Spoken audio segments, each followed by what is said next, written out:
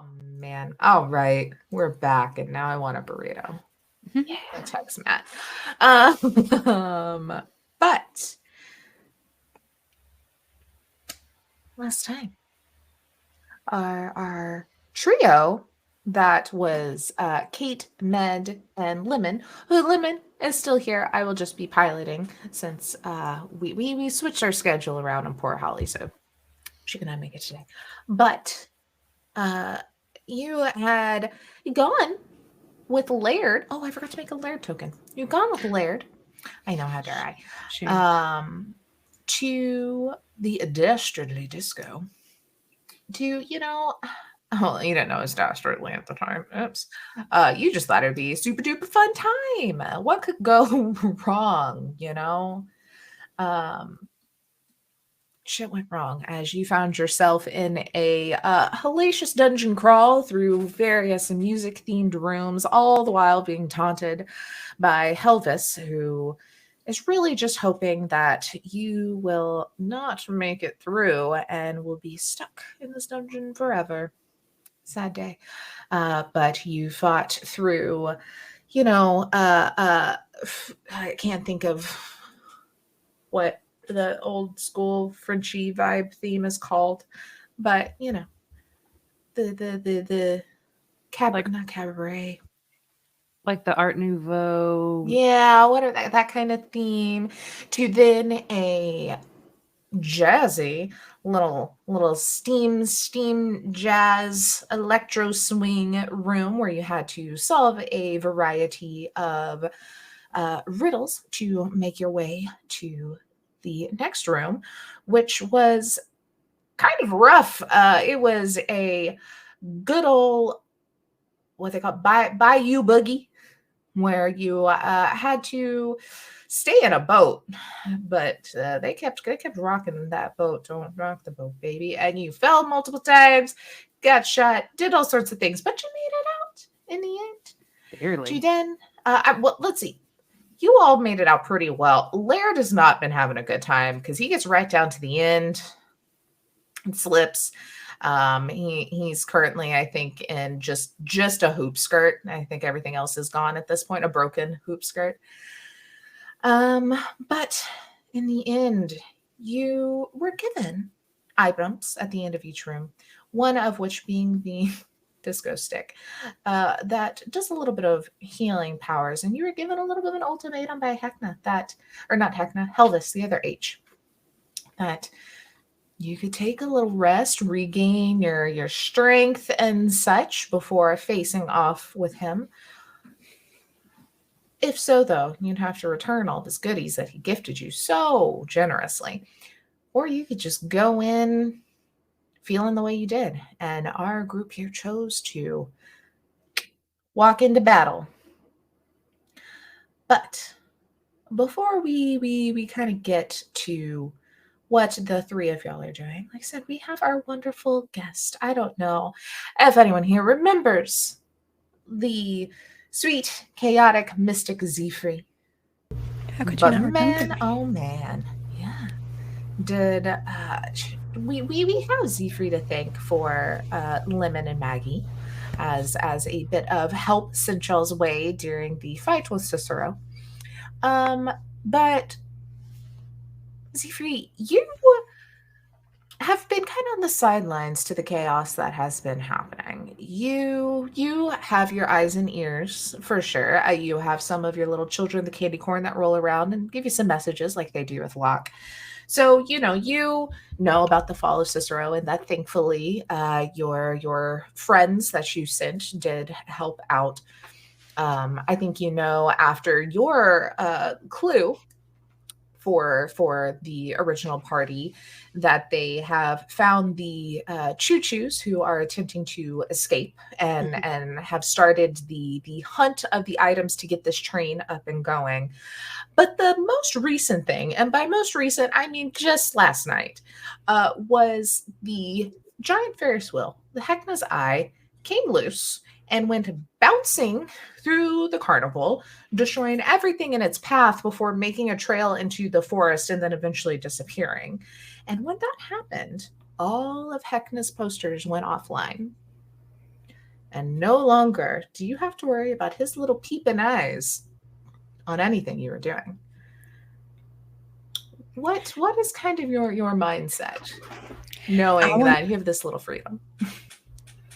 Well, first and foremost, she's going to test the theory and just like jump in front of random ones and see if she can like spook them. And when it doesn't work, she's going to say, "Holy shit!" And then she's going to rush to go tell words, names. I have it here. Hold on. Where did it go? Lock. Mm-hmm. So she's like gonna rush into the lock. It's amazing. Like, huh? What? Hecna posters are offline. They're down. He can't see us. He can't see us. Also, the Ferris wheel fell and went through the woods. It was fucking wild. Oh, that was Med and crew. Nice. That's apparently the toy maker said they need that for the train, and so I don't know. I don't know how they did it, but nice. Wait. The posters are down. Yeah. So that means a lot of the magic that Hecna has over the carnival is gone. Down.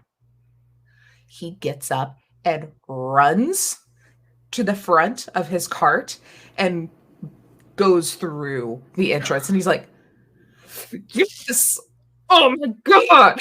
He just starts doing this little dance, like stretching. He hasn't been able to stretch this much in so long because he's a very big bird. And he's just like,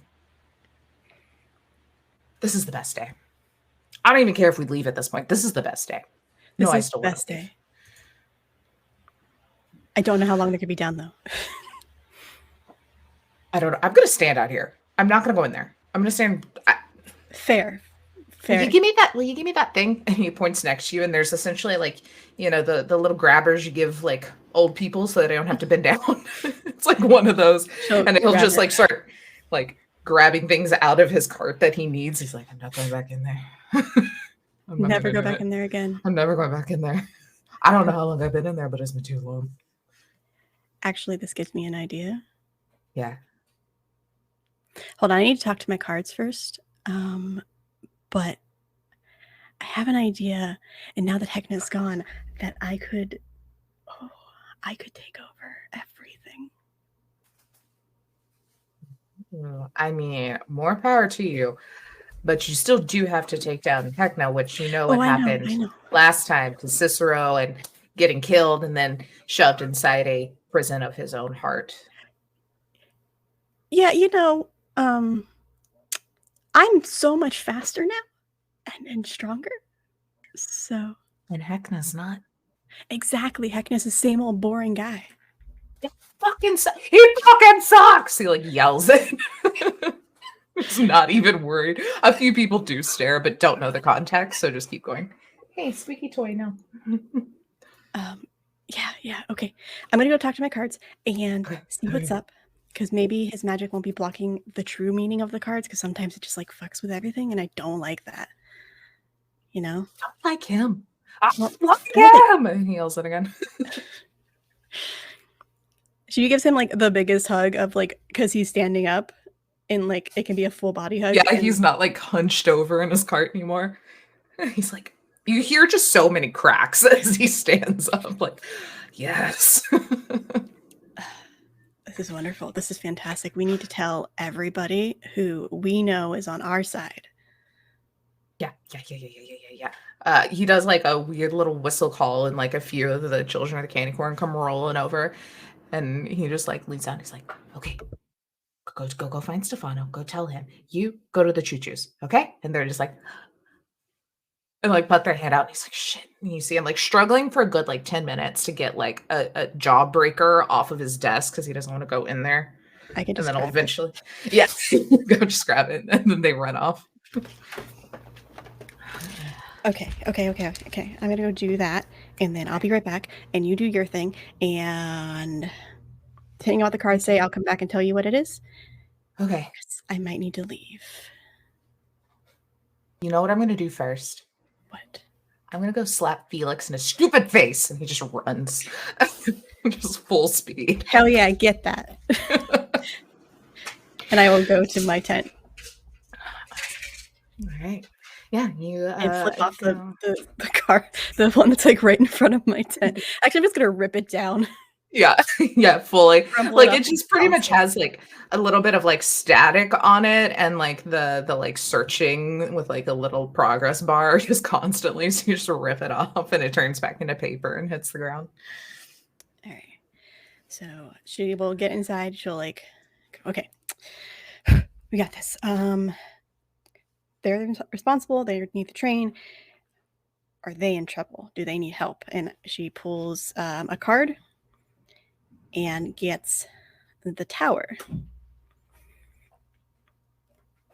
And she's just like, huh. Well, that's not great. Distress. Okay. Sudden change. Yeah, I think they need help. I think they need help working it. Okay, cards, where are they? Another card. That doesn't help.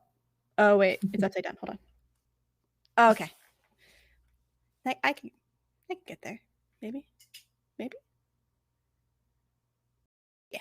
Stuffs the cards back in her bag, and then she moves a bunch of pillows out of the way, and in the ground there is a chest that is buried.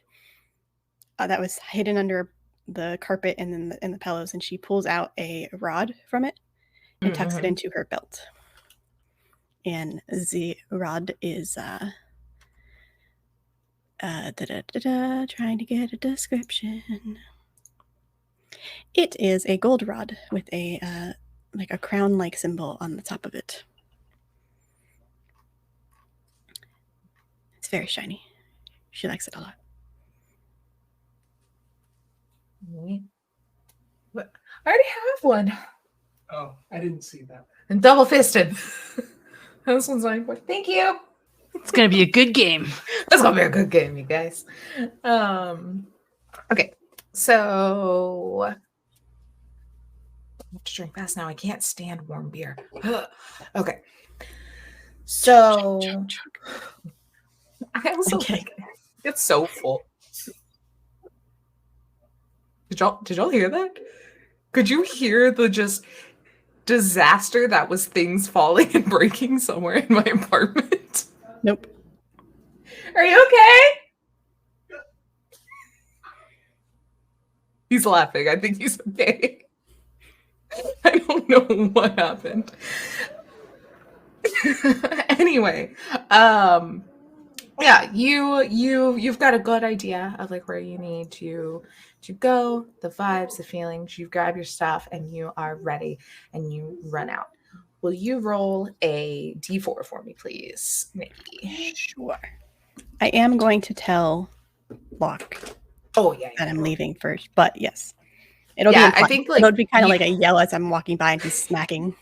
Yeah, he's like smacked Felix. You see that like Candy's over there laughing and clapping and like gives him like free candy, and he's just so pumped. But with that 2, so we will have 2 rounds of combat before Zephyr makes it in to maybe save the day. I don't know. We'll see how this goes. But for ease sake, could everyone please roll initiative for me as you've walked in to Helvis's lair?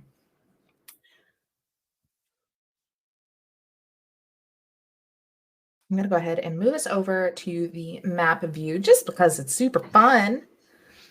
Map view. Map view. I haven't talked to him in a while. I'm just chilling in his bag. His bag. I was gonna say, where'd you drop out of Wisconsin? I got a 10. I got a 12. Yes, baby. I was gonna turn. What's my turn order? Thought I had it. Nope. You ran away. I see one. I've moved. I don't know. I'm moving something around.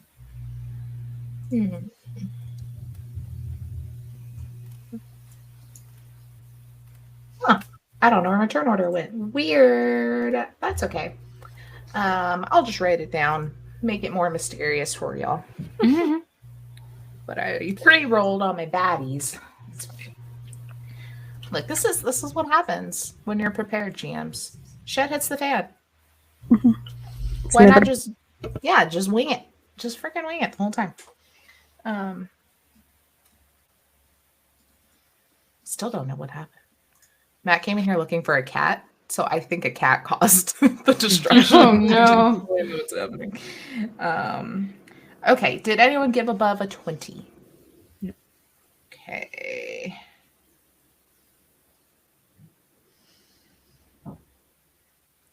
Um, 15 to 20. Oh boy, 10 to 15. 14. 12. 14? 12? 10. So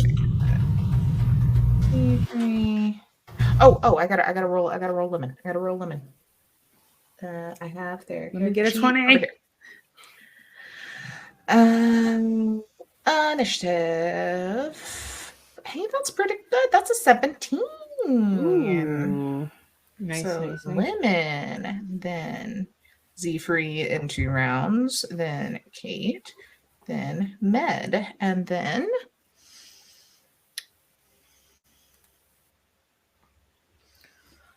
I guess I should look at what I have left. Oh no.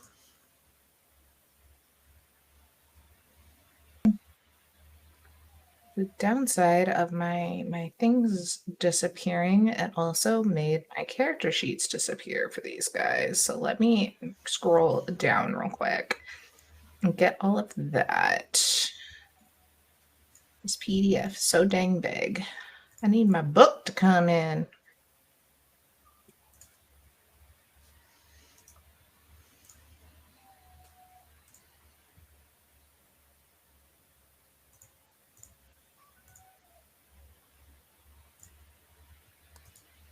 Like, I don't want to concern y'all because you're all a ways away. But when you do fight Hecna, his character sheet is 3 full pages long. Oh my god. I don't like it. I could take him. Right now, gimme. We're just gonna trap him in something, just like a cage. Just leave him there. We don't have to fight him. We just need a wizard, a trap, and some cotton candy, and I got an idea. Perfect. I got this. Think about this for a long time. Okay, let me get the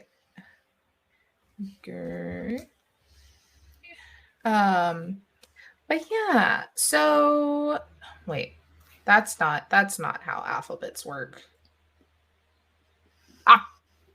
G's before H.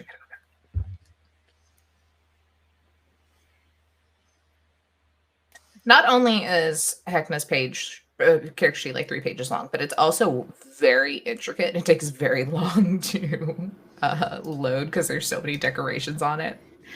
It's very pretty. I'll have to see it eventually. All right, there we go.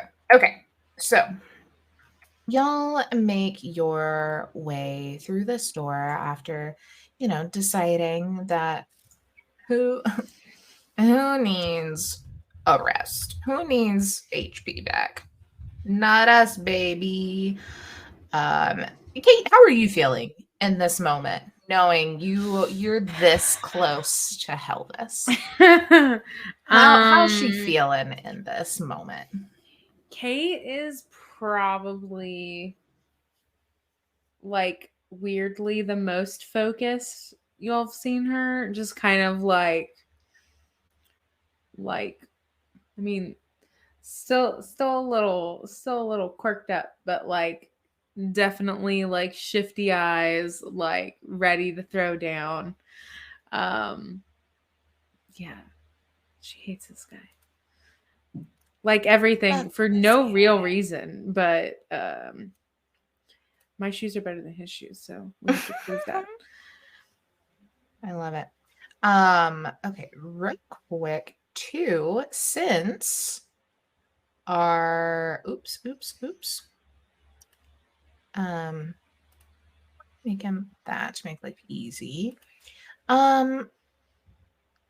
since we have decided that Laird is on y'all's side, at least at this one time, we'll see how things play out here.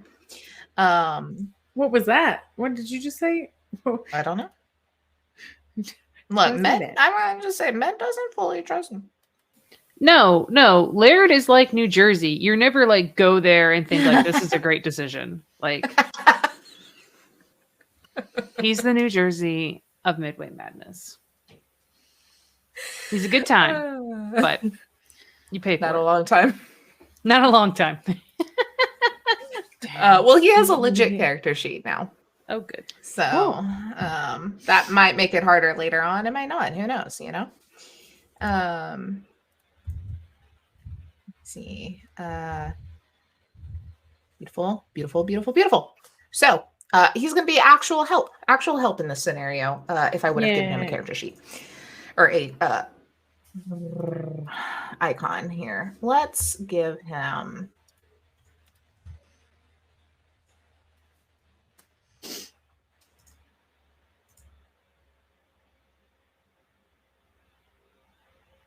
Oh, come on. Oh, come on. We're going to give him this little elf fighter token. It's very hard to see on this map. But that's him. Okay. So you have walked in. I'll just kind of reread this setup here because it's just so artfully written.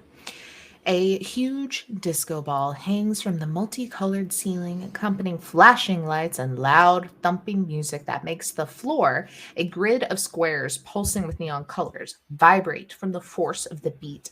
The disco ball opens with a shower of sparkling confetti raining down as Helvis, a middle-aged Knoll, in a slightly too tight but still glamorous white suit, slowly floats down from inside. They stop and hover about 10 feet off the ground, spreading their arms wide in a dramatic pose. I must thank you. I was terribly lonesome tonight until you come along. Same rules apply, Oh, wait, sorry. You didn't take a nap. My non-so-fresh-faced friends. Beat me and escape, or fall flat on your faces and become forever mine.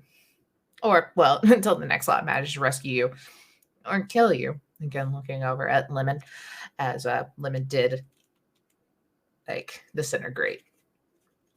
Some innocence. Now, shut up and dance with me. Music kicks on. We've all rolled initiative, and first thing is first. I need Med and Kate to please roll a d6 each.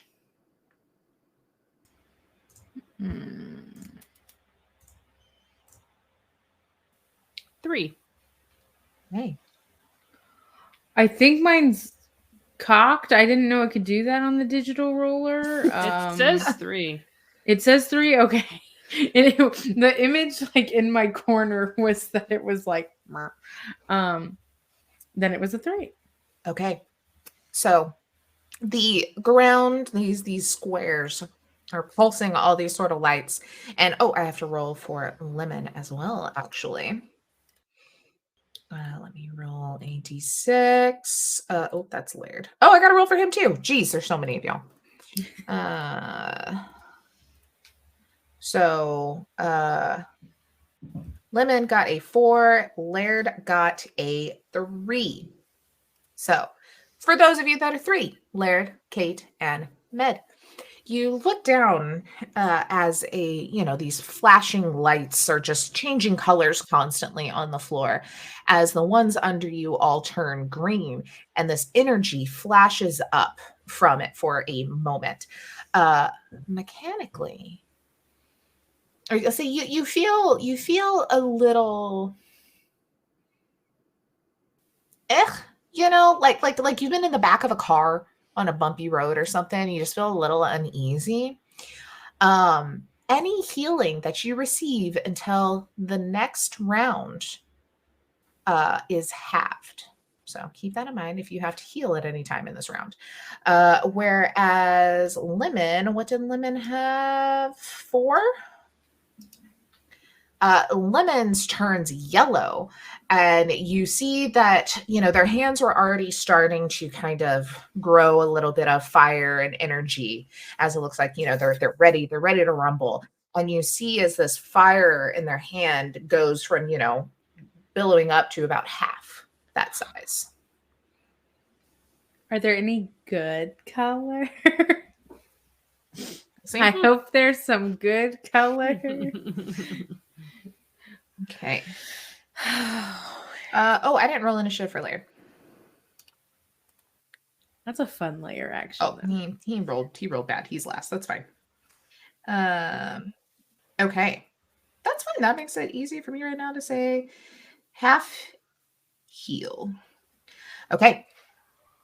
Then up next, you see that Helvis will first. I need a real die here. It's gonna go here. Will snap his fingers, and you see that on the floor, a couple of these kind of open up here. And how many?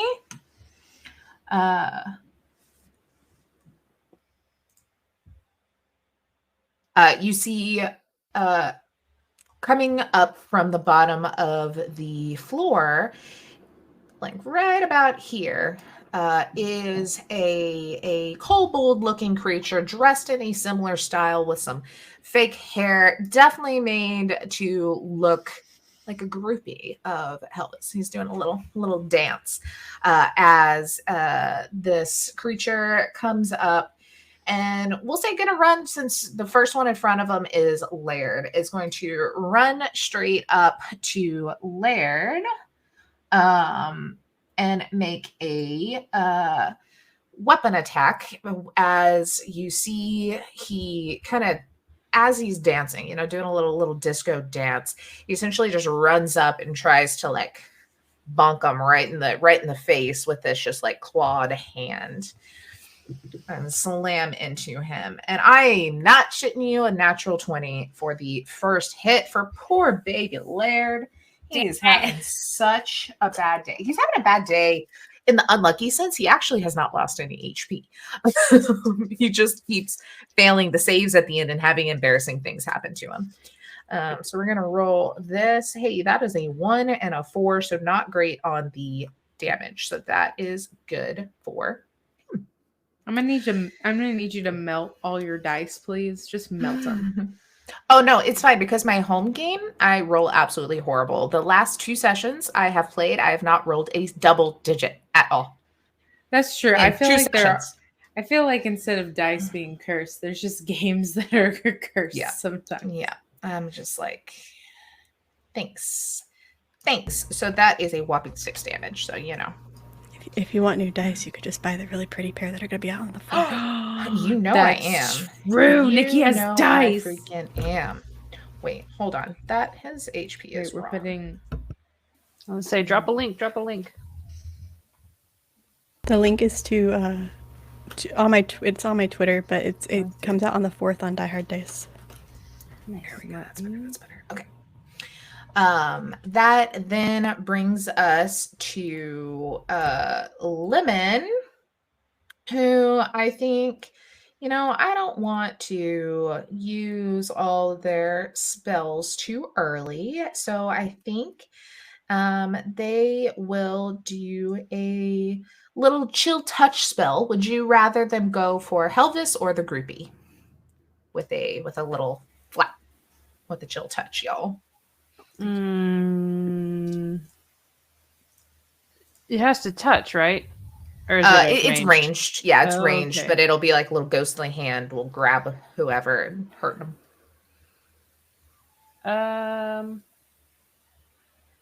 I say Helvis. Kill the leader, the group, you'll go away. Cool beans. They just hit Helvis. Oh, I forgot. I can just roll digital dice. Are you kidding me? Oh, I thought that was 2 ones. It was not, but it's still not great. As actually, let me just pull. Actually, no, let's not grab another tab on my computer. That would be horrible. That then goes to Zephyr, who's just running in the carnival. Super fast, actually. Super fast. So fast. What is that? That broke. Oh, is that my good measuring cup? Miss Fat was trying to jump up to get her food and knocked off my measuring cup. That's the shatter. Oh no. Poor Miss baby. Fat, how could you?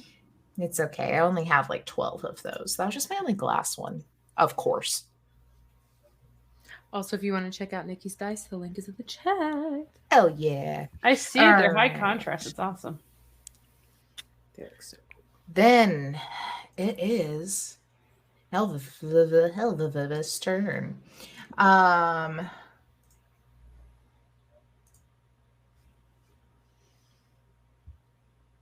Oh, that's a cool freaking thing.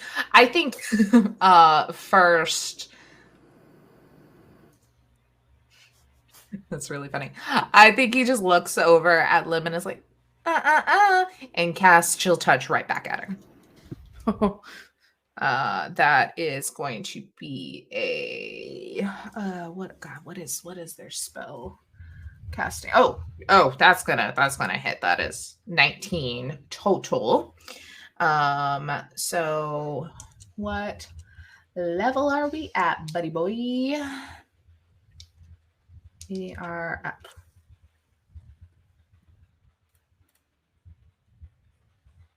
that's a lot of D8s for cantrip. In general, not a lot, but for cantrip, a lot. That's 7, 8, 16 damage to Lemon, who was already still hurt. Heads up. Okay. Kate. Okay. So currently the only other person other than Helvis we see is the one kobold guy, right? Yes.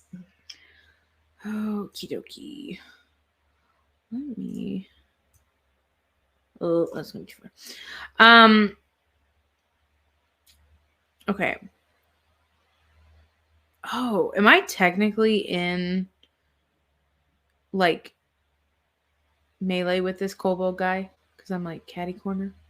No, because he's actively fighting Laird. Okay. He's not too concerned about you right now. Then I'm going to kind of like quickly go. And this is just like an open dance floor. There's literally nothing to. Big ol' dance floor. okey-dokey. So I'm just gonna go 1, 2, 3, 4. Wait.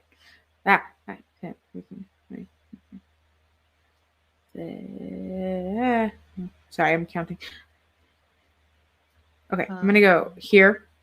Oh, Okay. maybe. I gotta real. There's so many tabs. Okay. And I'm going to pull out this wonderful instrument of destruction that I have yet to use. So yeah. please correct me if I use it wrong. I don't have it in front of me. She's just gonna kind of like pull that out of whatever bag she has that has all her instruments, and just says, "Want to dance?" And then she's gonna use. I'm trying to think of what damage to use first. I think she's going to use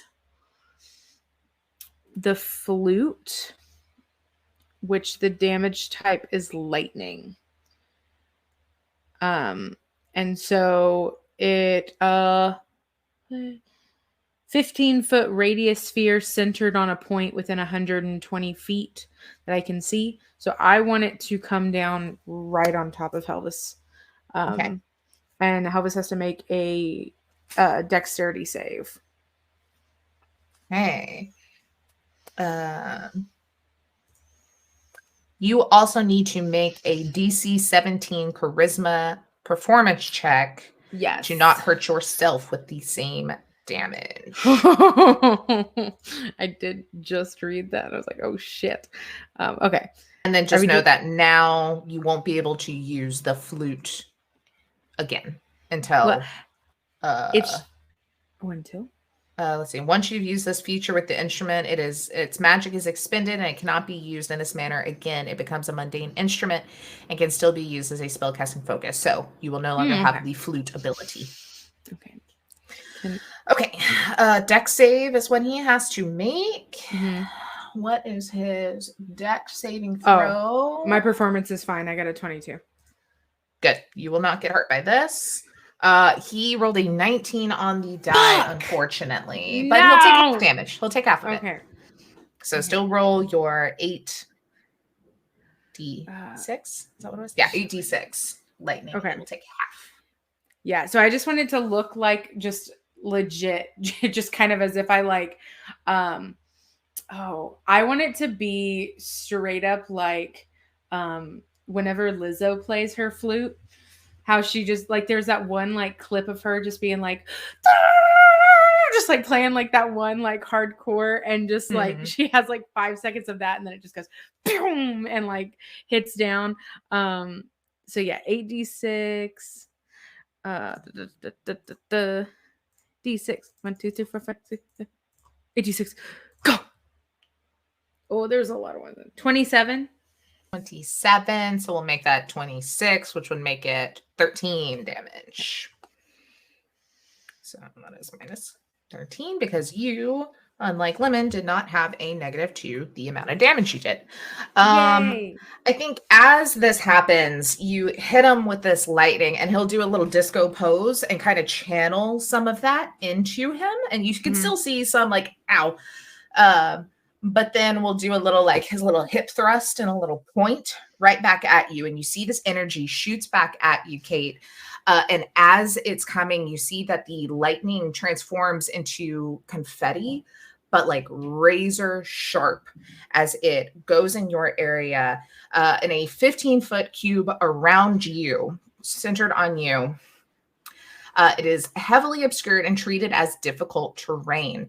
Any creature beginning its turn in the confetti or entering it for the first time on its turn must make a DC 12 Constitution saving throw. You won't have to worry about that right now because it's technically being cast on you currently, but your next turn, you're going to have to worry about that. Damn it, but Taylor, I love those visuals. That sounds really nice, but I hate that it's against me. Thanks, I love it, but I hate it. How dare you, but awesome. So we'll say it's this whole area, centered right on you, is just swirling with this confetti, and you can feel it kind of like scraping at you, and it's like paper cuts, like it's not deep, but ow, ow, ow, as it's starting to come, but it's not enough to like hurt yet, depending on your saving throw at the beginning of your next turn. What kind of saving throw do I have to make? I think it's a Constitution. Okay. Yep, con save, drink. Yeah. It may have been a year and some months since con save, but we still drink for it. Anything else? Because that was technically his legendary action against you. Do you need anything else for you? Does since I moved off of the square, am I still oh yeah, because it's until the next turn, right? Okay. Then no, I won't do anything. Yeah, basically, if you move right now, you're going to have to do it. If not, it'll be your next turn. No, I used all my movement. Okay. I need a little counter for my legendary actions here. We're going to use a Jake die. Gosh, so many friends have dice. Dice. Buy all the friends dice. Also, Jake's die was one that gave me my first nat 20 of the night, so burn that dice. I was going to say, just kidding. Fuck Jake's dice. No. Okay. So I really need a dry erase board. I have dry erase markers. I need a dry erase board. That would make this so much easier when there's all this dynamic stuff happening that like impacts y'all's turns. And I used to have one and I lost it in the move. In fact, I think it's probably in my car just under like my seat and got like gooped. So we're gonna write in a big piece of paper. This is technically my journal. Don't care. All right, Okay. everyone. You know, if you want to buy Taylor a Christmas present to help her harm her friends, then get her a dry erase board Hell yeah. on her Amazon Help wish her. list. Help her. Help you hurt her friends. Yeah. Also pencils. Because I have nothing with an eraser in front of me. So I need pencils or just a dry erase marker in there or board, and that'll Why don't solve you my just get one problems. of those erasers that's like, it's like a clicky thing and it's just an eraser. It's not like pins in here. I have a pencil, but I think it's in Oh, my I like take to play game night bag. I don't know where it is. Okay, that then brings us to Med. Cool. I'm gonna do turn undead and hope some of them are undead. Okay. What is that? They need to make a 15 save wisdom save. Okay.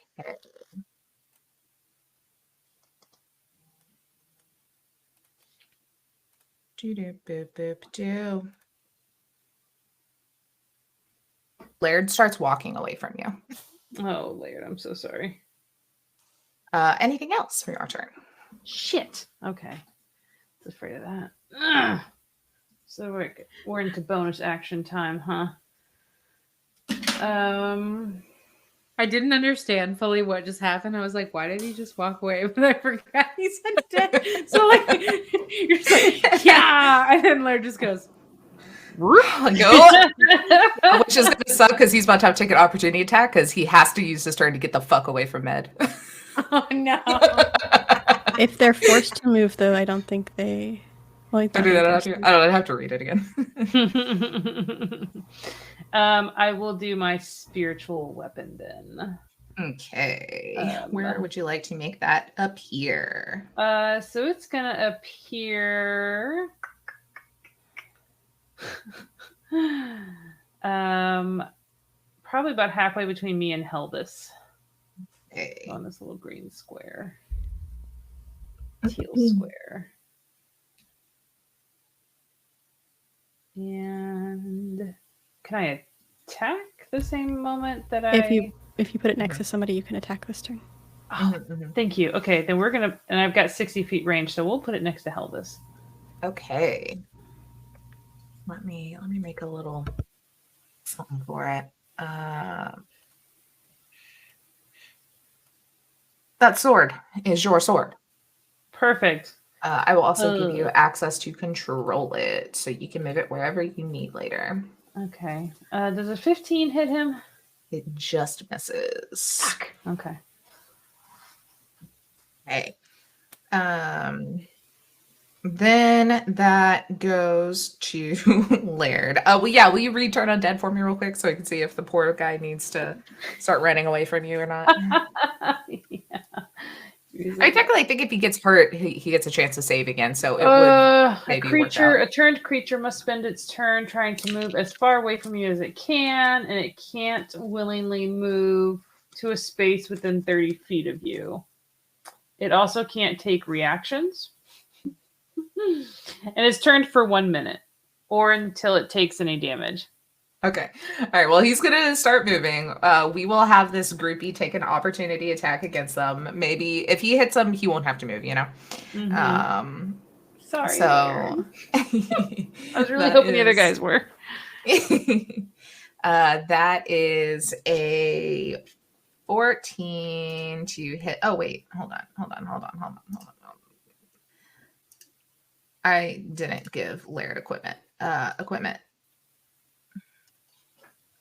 Oh, and we're going to put him, technically doesn't have armor on. So we're just going to give him leather right now because of his hoop skirt.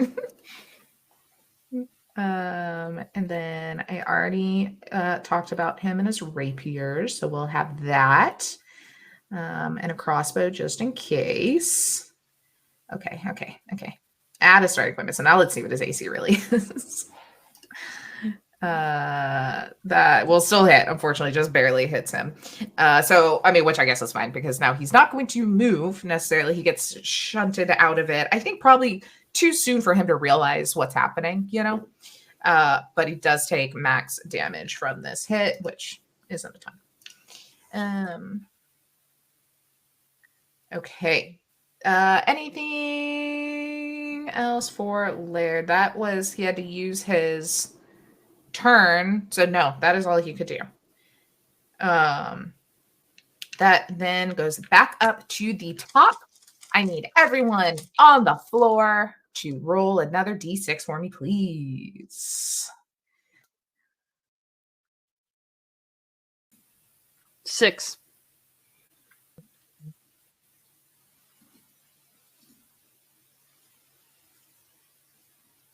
2. 2 for Kate, 1 for Laird, and also 6 for Lemon. So we will do the 6s first. Lemon and Med, you feel a rush of energy hit you from this square that has turned bright red, and it flings you up 10 feet in the air. Will you please make a dex saving throw? Man, can I just? Is this for falling, like from falling back down, or can I just take flight? Can you do it as a reaction? Ooh. It just says opportunity attack under reactions, so I don't know. So then, yeah, no, it would be like your movement would be flight. Oh, I see. Okay. 16. Okay. Both of you save. So you are flung up into the air. You will take a whopping 1 damage as you hit back down on the ground, but you manage to keep your footing and you are not thrown prone. For Kate, who got a 2, your thing under you turns bright pink. You see the light reflecting off all of this super shining confetti that is just flinging around you. And you feel emboldened all of a sudden as this pink light just absolutely encompasses you, and you have gained 1d8 temporary hit points for the next minute. Yeah, pink is good. Would you like to roll the d8 or would you like me to roll the d8? I want you. 6. Yeah. So you have 6 temporary hit points. You can put that on the temp section right by your character sheet, by the HP. And then poor little Laird, what did he get? It's a very big section. Poor fucking Laird. Okay, it's teleported, so he won't take a opportunity attack, thankfully. But you watch as Laird disappears. Oh God. And then shows up over here in the bottom middle and is flung back against the wall. He will make a dex saving throw, which he does not do well, and is knocked down to the ground. If this movement would teleport outside the room, nope. The furthest space. So yeah, he is now prone on the ground over here, just very confused, stars in his eyes. And what color was that one? That one was white. So a white light envelops him. He disappears, and a white light shows up over here, and he boom right on the ground. So white, yellow, red, and Green and pink so far. Those 4 are bad. Pink is good, and we don't know the last color. Okay. Okay. That then goes to this groupie. It's very confused on why the guy he was trying to hit disappeared. And is just going to go over to Med and smack at you, Med. That is going to be a 15. That hits. Okay, that is going to be 4 damage. Bludgeoning, if that matters. Then at the same time,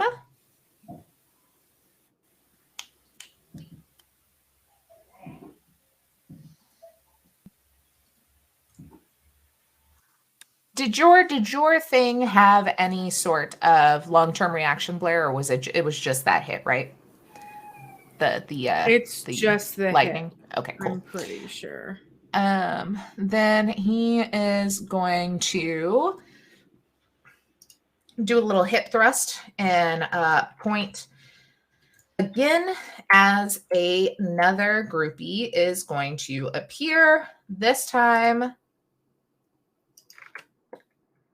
Let me roll a d4 and see where they're going to show up this time. Make it real fun. Right in the bullshit with Kate.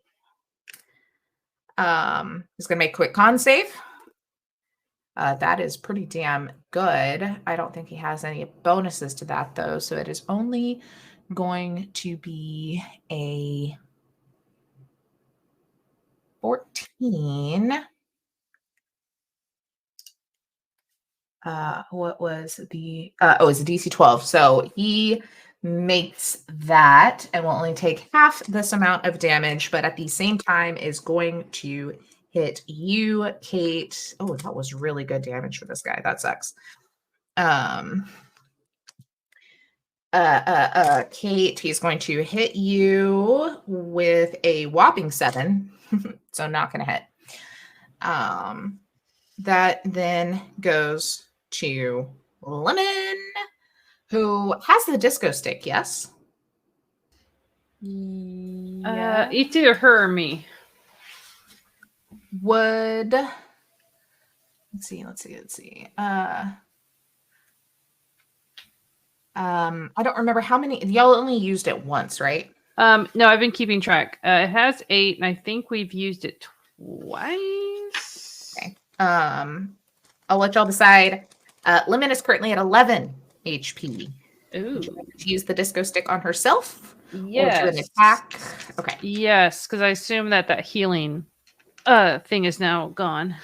Yes. Okay.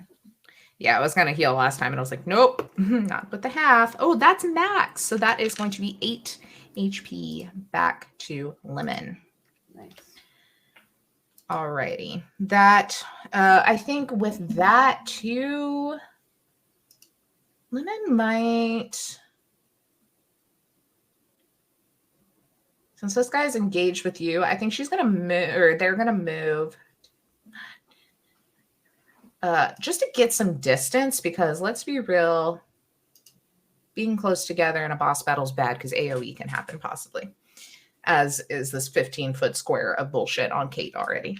That then goes to Zephyr, who's running. Zephyr, you have made it to the Dastardly Disco, and you know the ins and outs of this place, because while Helvis, the owner of this, is a bit of a prick, he is also very anti-Hecna, so you got a little bit of an in. You know, you're not on his level of like twisted, but you've got that mutual respect, so you know the back door. You know the way to get into the dressing room, which you bust your way in, and you hear the music pumping.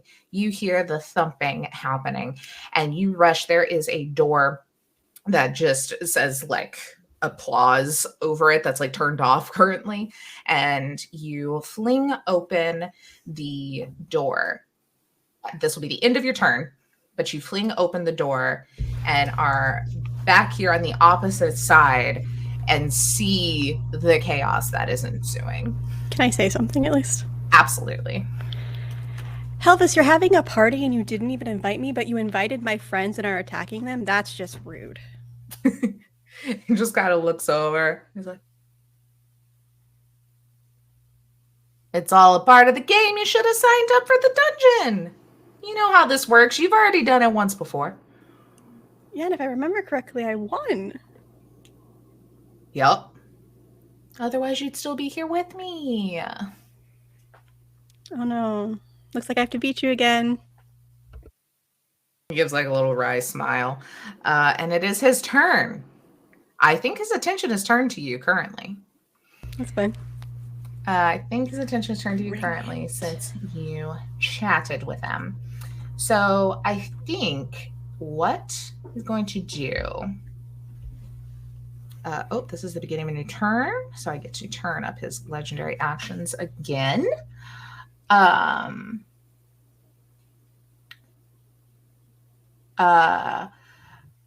I think he starts singing a little bit of a tune as he's dancing around, and you can almost see these like sound waves. Like it's very comic-y style, where it's like you can almost see the like music notes and like the I can't remember what the bars are and when you read music and sheet music, but you know Staff? staff. Thank you. Coming your direction as he's telling a bit of a tune about when you were here. You were here a long time ago as part of the same thing. You came to the disco to have fun. You got looped into this freaking escape room dungeon crawl bullshit with you and a couple other friends. You can't quite remember their names, but Pinky pre-transition, all of you together. And he tells the story. There was, you had a fighter in your group that had joined in with this, that had a similar fate as Laird, in which every embarrassing thing happened. And he's telling you a song of this, and it gives you a little chuckle as he is going to cast Vicious Mockery on you. Let me remember what that spell save is. Wisdom save, please. Oh, okay. That's a dirty 20. You are fine. So yeah, you don't find it super entertaining. As That's all then you have? That's boring. You had better ones last time. yeah, he sees you don't really like do anything, and as his full action, he's floating. He's still been floating. He comes down. He's been kind of hovering about 10 feet off. He goes down to just about 2 feet off the ground, still floating, and just rushes at you. And will make 2 attacks against you with his jazz hands as he comes in and does a similar like little dance and style. Like it is very like almost choreographed, but it's as he is hitting at you. So first one, garbage. That is a 8, 9, 10 to hit. I just like jump over it. Yeah. Or dance or I just like dance around it. Yeah, to everyone Swishes watching, past my like skirt. it looks like they're dancing together. Like it is very Salsa. artful. Oh, this one is better. That will be a 17 total. That'll hit, yeah. That one will hit. Okay. As then, you kind of salsa to the side, and he does a swift little kick that kind of gets you like right in the kidney for almost nearly minimum damage. That is 7. Okay. Wait. That was wrong. Nope, that was right. I was looking at the wrong thing. And he hits That's you not how with you this. salsa. And it's not even like it's a bruise hit. You feel it in your soul that like, when you mess up a dance step and you feel embarrassed, as it is psychic damage. Oh shit. That's good to know.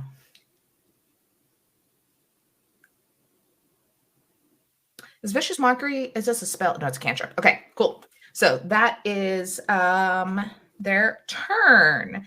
It then goes back to Kate. You need to make a con save. Drink for me, please. Sorry, my drink's out. You just hear the horrible noise. Con save. Ooh, 16. 16. Okay, you will only take half of this damage. Which is garbage. 2 slashing damage as this confetti continues to slice into you. Remember, it is difficult terrain. So it's going to take 10 feet per square that you are within this. Okay. And this guy will get an opportunity attack if you move. Yeah. But if you stay in, you'll have to make the save again next time. True. I'm going to... I think I'll just attack him with my rapier first. Okay. So... 24. That will definitely hit. All right. And then, ooh, 11 damage. 11. You slash him, hear a yelp as then the square under him slides open and he falls down into it. The square closes back and he is gone. Oh, she'll just kind of like be surprised by that, like wrong dance partner, I guess. And then just she's going to use her what is the sword? I missed that. What is the sword on the Oh, The that's spiritual mine. weapon. Okay, cool. I was like, is that good? Is that bad? And then she's gonna 5, 10, 15, 20, 25, 30. She's going to run out of. Oh wait, it closed. It closed back, right? If I run Yeah. forward, okay.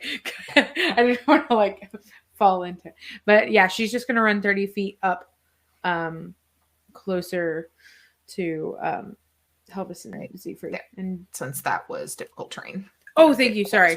Mhm. No, you're good. And then my. I'll hold off on that. I think that's gonna be it for now.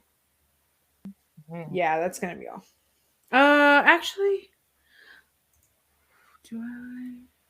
Let's see. How is everybody doing? Like, if I do a quick scan, Mhm.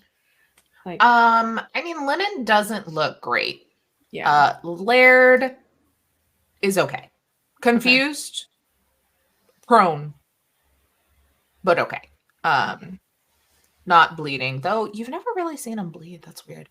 Anyway, Med, how are you doing? On a scale of 0 to 34, I'm about a 21.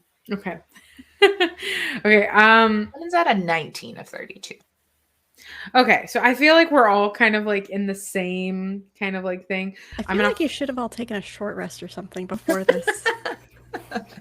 We didn't want to give up our stick. We have a cool stick. We like the stick. I'm gonna hold off on that, but I'm just gonna kind of run as far as I can, and then end it. End the turn.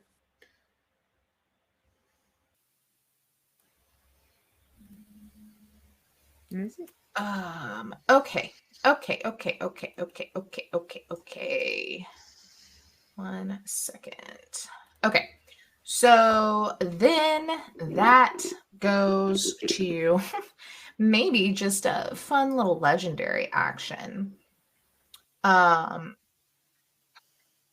Let me read this real quick.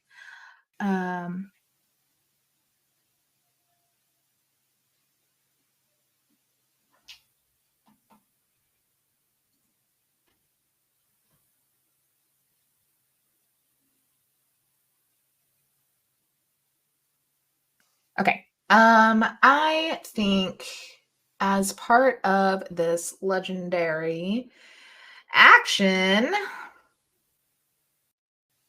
you see Fate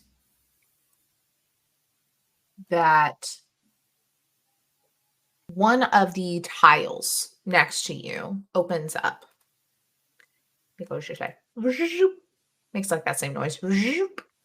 And like floating out of it, and then the tile goes back and then it plops down is a small chest, probably like 1 foot by like 6 inches, sitting right there in the middle of the square.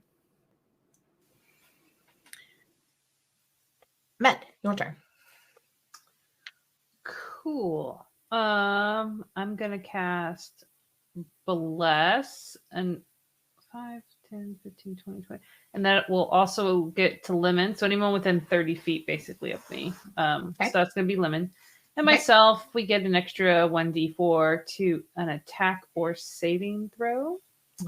Yes. And then I'm going to attack with my spiritual weapon.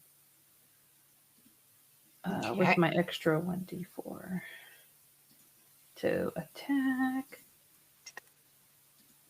So there's this. So that's 18. Okay, on Helvis, that will hit. Yes. Oh, thank you. Yeah. let me move him. Wait a minute. This person next to me, he's attacking me, yes? Yes. I want to go to him. Attack Okay, him. let's see. That can still, because it was 5, 10. Because it can move how many? 60? Yeah, that's plenty. So it's 18 to hit? Yeah, that'll still hit. Mm-hmm. Yes. Okay. I think it can only move 20, by the way, not 60. You Yeah, I can think it's you not can here. cast 60 feet it. away. I think you can cast it within 60 feet, and then it moves 20 per turn. But either way, it can still make it there. Okay. Well, 10. that's 12 damage. Okay. You bring your spiritual weapon over, which is just a fish, right? Isn't that what it was? A big fish that comes and slaps him. It would be definitely like a spruce sprig, you know, like a little like a switch basically. Yes. Yeah, it comes over, smacks him, and you see same thing, the floor slides open and he and closes as the groupie disappears. Okay.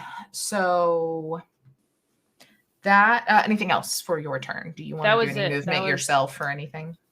No, that was my bonus action was doing the thing. Okay. Was the attack. Okay. That will then bring it to Laird, who's going to use half his movement to stand up. He's just like very confused. And I think he will quickly switch out his one of his rapiers in his belt for a crossbow and aim it at Hecna. Helvis does not hit with a 10, unfortunately. But he has 2 attacks, so he's going to shoot it again in quick succession. An 11. You know, the other day he did so much damage, and now he's feeling a little hurt. And then I think he'll just kind of start 5, 10, 50, 20, 20, just kind of like make his way around the room to spread out and get a better view on him. All right. Brings us back to the top of the round. I need everybody, including Z3, to roll a d6 for me.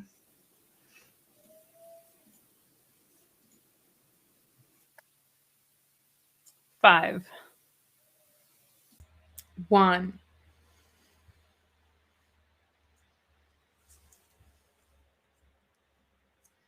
I got a 6. Okay. Let's just go down the order here. 1 was Kate. You are thrown, or not thrown, you are teleported as this white light encompasses you. You feel your stomach drop as then all of a sudden you are shunted back into the world. It needs you to make a dex saving throw as you are shot just 20 feet south. I got a 23. Okay, you manage to stay prone. You do not, or stay standing. You're not knocked prone. Let's see.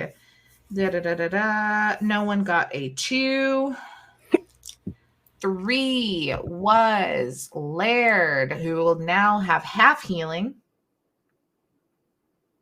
Or half, any healing is half as the green light encompasses him. That then goes to Lemon, who got a 4, which is a yellow light, and you see that magic die in them a bit, so they will have half the damage for a round. That then goes to Med, who has a 5. This one is new.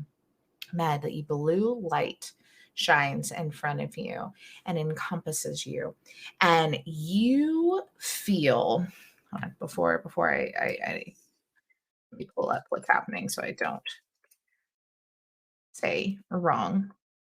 You feel as you are looking, it's a very concerning feeling as everything's kind of blue in your view. And you have your switch next to you. Like that's the closest thing to you. And you notice your switch is getting bigger and bigger, and it almost looks like a tree. But no, you've just shrunk as you've been affected with the reduce part of the enlarge reduce spell. I am throwing what that means in the Discord for you.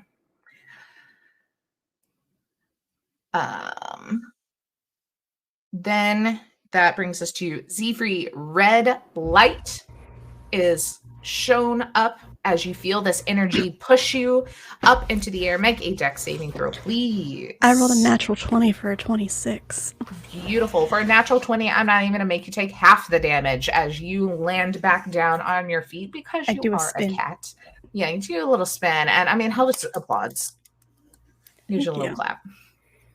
That then goes to Helvis, who will look back at Kate now in the fray and do, or not the lair action, do a little point as the ground opens up in front of you, Kate, and there is another groupie that pops out and will take a swing at you. That is going to be a good chunk to hit. That is a 21. And that is 5 bludgeoning damage.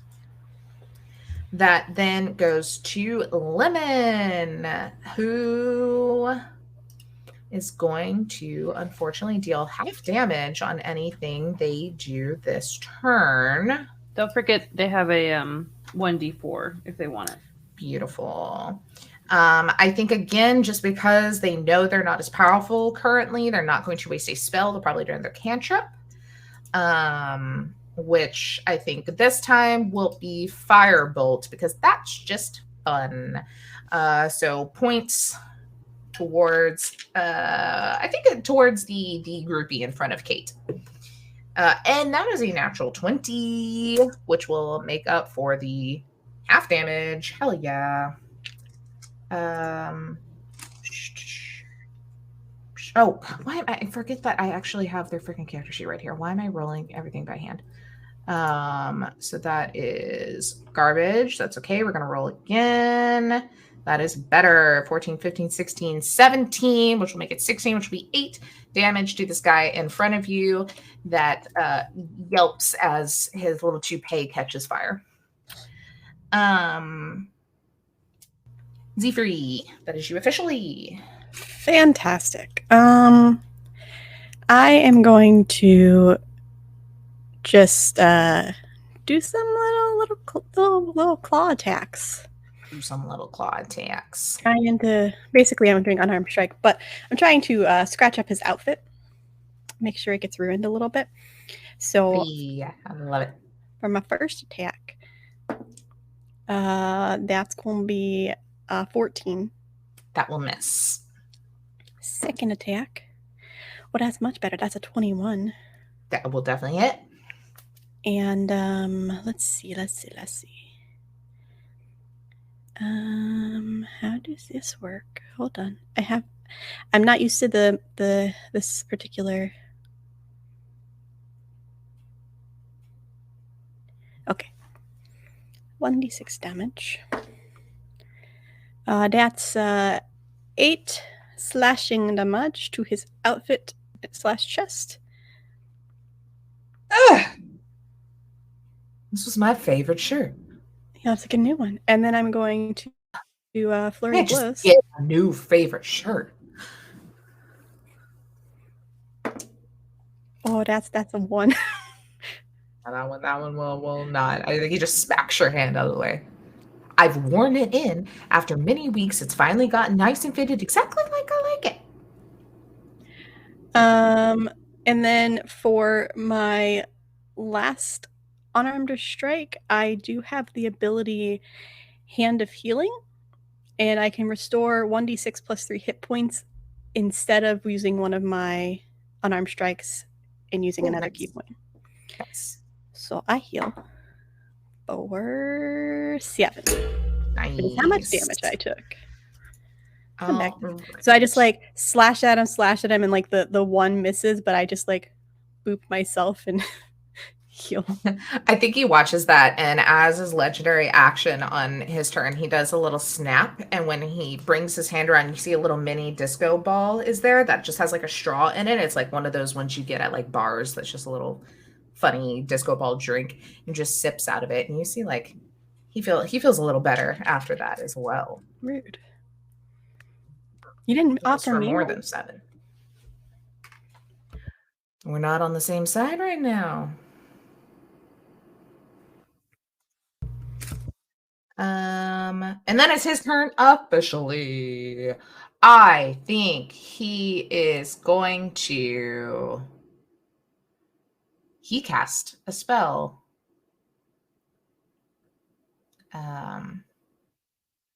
He cast a spell to do whatever it is that Kate got shunted away from within this round. So he gives you this little look. And like he feels energized. He has the magic circling around him. You see that the confetti has dropped from that corner as he gives you this little look. And he's like, "You sure you don't want to switch sides? Because this is really gonna hurt." Bring it. As then he will do the 2 little huachas at you again. The first are, or like, you know, his hands, the first one that you're seeing coming at you looks supercharged, and this energy is bouncing between both hands. As that is 18, 19, 20, 21 to hit, as you feel that kind of embarrassment psychic damage run into your head again, this time for 7, 8, 9, 10, 11 psychic damage. And you know, you feel that embarrassment, but then you feel this sharp shooting pain inside of your head, as it seems like whatever energy he had coated around his hand is doing double, triple time to you. And you take an additional 17, 18, 19, 20, 21 psychic damage with this hit. And then additional 21? An additional 21. As then he turns and hits with his other hand, it looks not as supercharged. That is pretty garbage to hit, though. That is a 13. Oh, thank goodness. No, that misses. All right. So he misses the second one. And I think it's not even like he misses you just by whiffing. It's like you have doubled down for a second in pain, and he just like hits over your head. Just like fully misses. That then goes to Kate. So there's still a dude next to me. Yeah, not looking great. His head's on fire currently. Yeah.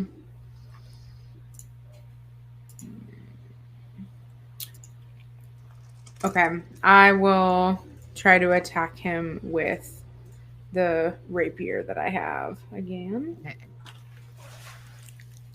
Ooh, that's probably not going to do it. 8. 8 will not. They're wimpy, but not that wimpy. Okay, then I'm going to miss, and I can't really do anything with my bonus action. Shit, I think I'm just going to miss. Okay. If you want to stay there or attempt to move and maybe he misses you. I'm gonna. Yeah, I'll try to go back where I was. Okay. Or I'm gonna try to go back. Oh, I'm having on the ruler to here. That is a 13 on his opportunity attack. Oh, he misses. Thank God. All right. So swipes, but then is more focused with Patton is really fake to pay out. Since I still have a bonus action, could I like look down at this chest thing that I'm now next to? Does it look weird? You can look at it. Yeah, can I look at it? You want to do like just perception check at it? Yeah, can I perception check it? Yeah, you can do a little perception check at it. Or investigation, whichever one's better. No perception check. Let's do that. Okay. I got a 23. 23. You go over and like kind of look at this chest, and at first it looks like just a normal chest, but then it has teeth. No, I'm kidding. It's not a mimic. I thought I was gonna. But then you realize that this pulsing light and the little bit of confetti that's still falling is like going through it, and you realize that this looks like an illusion. Like maybe he was just trying to like, make you waste some time looking at it. Okay. Cool. Then she's not gonna mess with it. But yeah, so now she's just kind of like back up against a wall. Okay. That then goes to Med. Okay. I need to get with. How far am I from Helvis? 10, 20, 30, 40. Okay, good. We're within 60 feet. I am going to hold him. Cast Hold Person to try and paralyze him. So he needs to make a Wisdom save, DC 15. DC 15. What is his wisdom? He's got a decent wisdom. What was the save? 15. All right, he has to roll a 9 or lower to fail. Come on. It's a 12 on the die, so Fuck. it's going to bring it to All right, 17. that's not doing anything. Okay. He's still like kind of shimmering with whatever it was that empowered him to hit Zephyr, and it seems like you can't quite get through it with your spell. So I will move my sword and attack. So I know I'm small. Would this be considered a melee attack or a spell? It's under spells. It should be a melee spell attack, so it won't be your actual hand if it's your spiritual weapon. It is a spiritual weapon. Okay. Yeah, so it'll be a spell attack. So Woof. 11 to hit. The little 11 groupie. just barely misses. Damn it. All right. Med's just whiffing all day. All right. So it is Laird's turn. Buddy boy is, having a go at it. But is going to shoot out his, not rapier, that's a hand thing, his crossbow. I got him too close.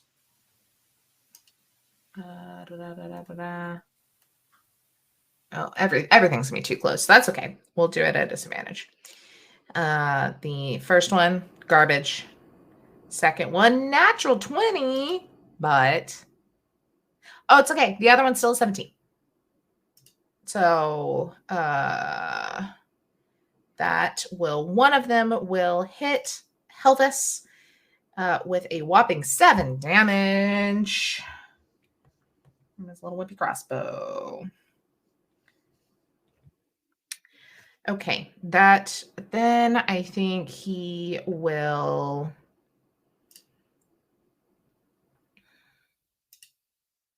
I think he really is not about this staying back in the back thing. So I think what he's going to do is sheath his little crossbow, grab his rapier again, and he is going to run up 5, 10, 15, 20 to Helvis. He is going to action surge, our wonderful little fighter boy here. And take 2 attacks against him again, this time with his rapier, and no longer at disadvantage. Actually, in fact, we're going to move him here so he can be at advantage. So that will make it 21 to hit the first time, and then that's pretty good. Ooh, glad he has advantage because that other one. Oh no, it's a 7. And then a dirty 20 to hit the second time. So he will do 2 rounds of damage at him. So that is. And he had half heal, not half damage. So it will be full 10 damage additionally. Okay. We lost Blair, didn't we? I see things have moved. Oh, computer just crapped out. That's fine.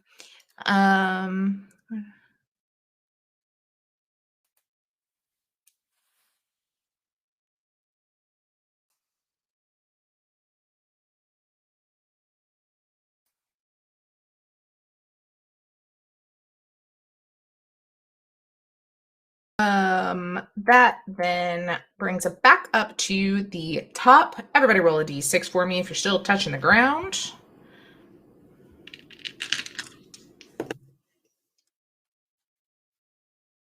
I got the one I wanted.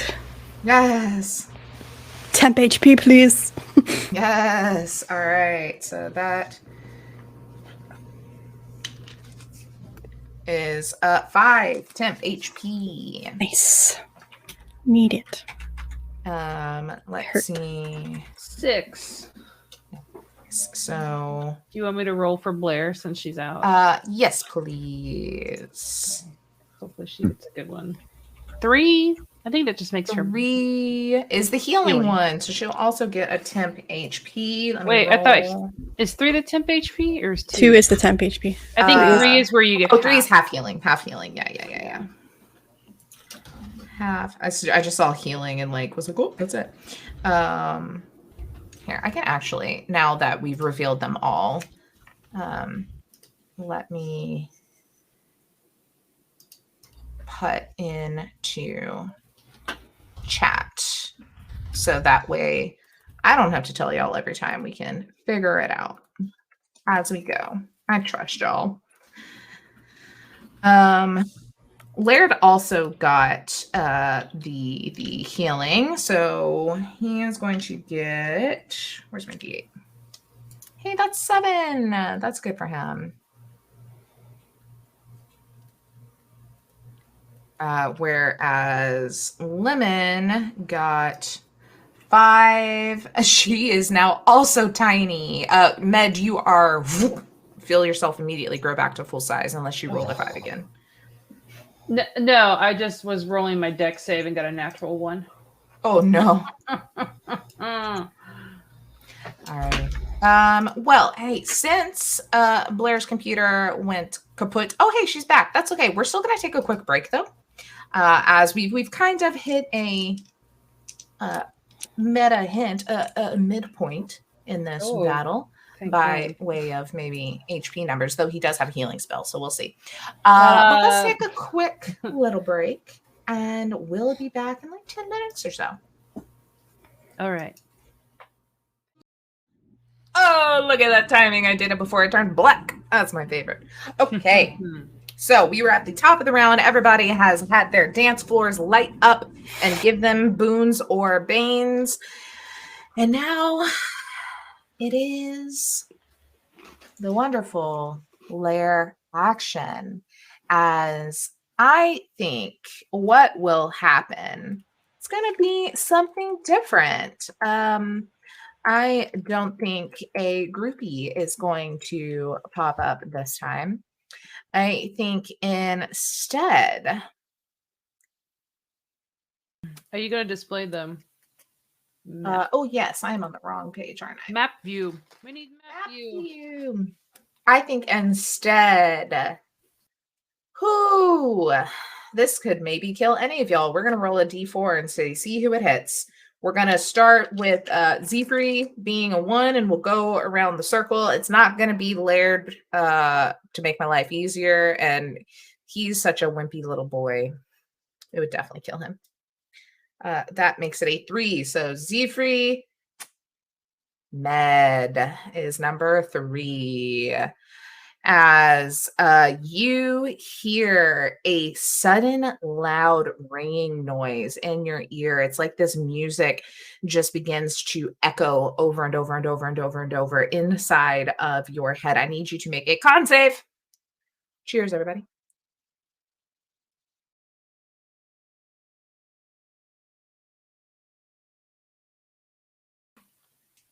Uh, 14.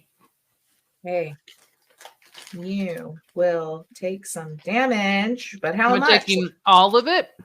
We're taking all of it. Fuck! Just barely taking all of it. You are blessed. Oh, you are blessed. What does that do? You I get a have 1d4. 1d4. Okay. I will say it is 3d8 damage, and I did roll horrifically. So that's an extra 1. So that's 15. 15 will let you save, which means half damage Yes. of my 3d8 that I rolled is 2. Because I rolled 2 1s and a 2 on my damage die. So you are good there as that just dings in your head. Then it goes to Lemon, who rolled earlier. What did they roll? Oh yeah, they're just tiny, which, thankfully doesn't affect spells very much because they haven't been able to cast spells because all their damage has been halved, and that feels like a giant waste. So I think Lemon is going to fucking let loose real quick. Let's see if they have any sorcery points left. They do not have any sorcery points left. Do we want to sacrifice a spell to get one back? I think we're going to sacrifice a spell slot and get some sorcery points back, because I would like to use 1 sorcery point to do Careful Spell. Free appreciates this probably. Very, very, very much would, as a fireball comes hurtling across the battlefield to not hit Zephyr and Laird, and will specifically hit Helvis. And what is the area of effect here? It is a 20-foot, and then also the one groupie that is still there, that didn't move because I forgot he was still alive, but also is very scared at this weapon in front of him that just is like a stick hitting him and is still on fire actively. So that will be a dex saving throw for the groupie. That is a natural 1. Be a dex saving throw for Helvis. That's cocked because it fell off my book. That is only a 6 on the die. Let me see what their bonus is. They have no additional bonuses to dex, so it'll be a 9 total, which means they both fail, which means they are going to take the full damage of this fireball. This guy is obliterated before the wall can or the floor can even move away. Just disintegrated. Doesn't exist. It doesn't matter how much because he only had 2 health points left. Oh, I see some 6s. Oh, 33 fire damage directly over Helvis. Yes.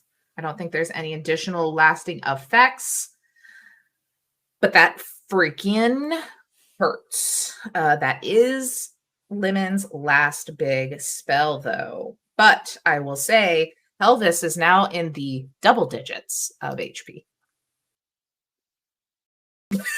Their space. That's not fair. I started in the double digits. Started very low in the double digits. All right. I think with that too, though, there is going to be a what's it called?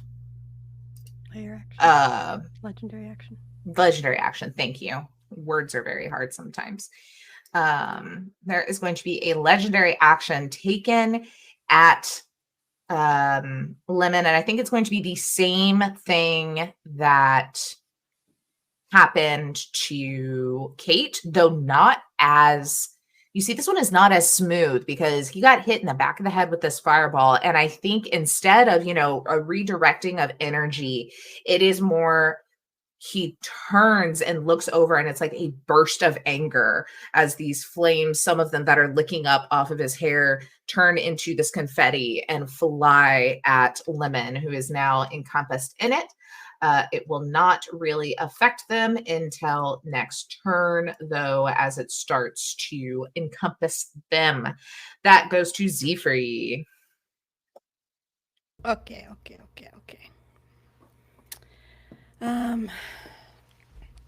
Look.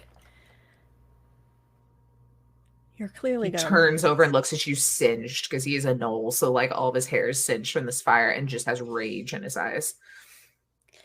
You should really go take care of that before like it doesn't grow back. But until then, I will just keep going and punch him in the face. Love it. That is a natural 19 for a 25 to hit. That will hit. I'm gonna need a con save for him. Oh, you also have as advantage because you're flanking him with Laird. Still a natural 19 total. Con save, drink a drink. Oh, drink. I will say I rolled very low on the die. Let me see what his bonus is because I think he did have an additional bonus to con. He does, but that only brings it to a 12. Okay, so he takes 5 damage. Okay. And then I am using a stunning strike. Ooh, so he is stunned currently. He is, and the DC is 14, so he fails, I believe. Yep. All right. So I get advantage anyway, but this is good. This is good. That is a 22. That hits. That is 6 damage. Okay.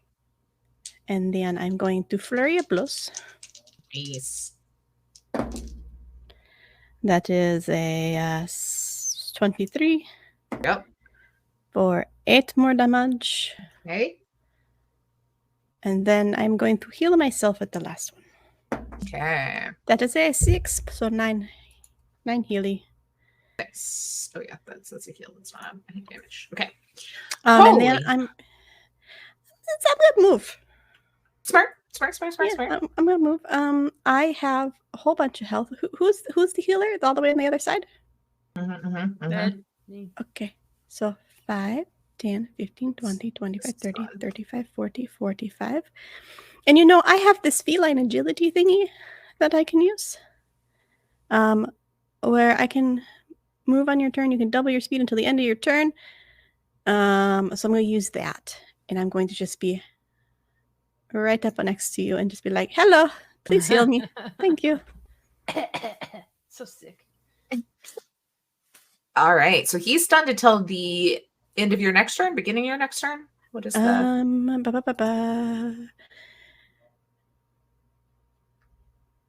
End of my next turn.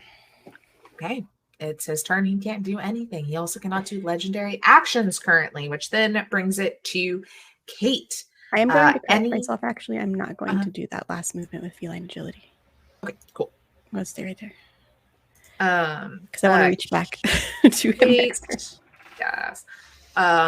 Pelvis is stunned. Mm-hmm. They cannot move. They cannot speak, only falteringly, as you can hear him attempting to curse under his breath. I can't hear you. Sorry. With a stun, he also automatically fails strength and dex saving throws, and attack rolls against him have advantage. If that makes a difference for any spells or things you would like to do. So the bad thing is I can't get up next to him because I don't have enough movement. It's only 25 away. He's only 25 away? Yeah. Can I not You move? go. Yeah, 25. Oh, well, then that changes things. I'm going to run up and stab him. With Yeah. advantage. Run up and stab, run up and stab, run up and stab. Laird winks at you as you run up. Ooh. Mm-hmm. That's one, but another one. Oh, that's better. 21. Nice. Yep, that will hit. On roll your damage. Stabby. Oh, 6. 6 damage. All right. Not looking great. Not looking great at all. And then yeah, I really don't have this happens all the time. I'm reading my character sheet more and I'm like, oh, I could do all this stuff if I still had some bardic inspiration, but I already gave away all bardic inspiration. So my little like side things I can do, can't do it. Yeah, I think that is all I'm going to do. I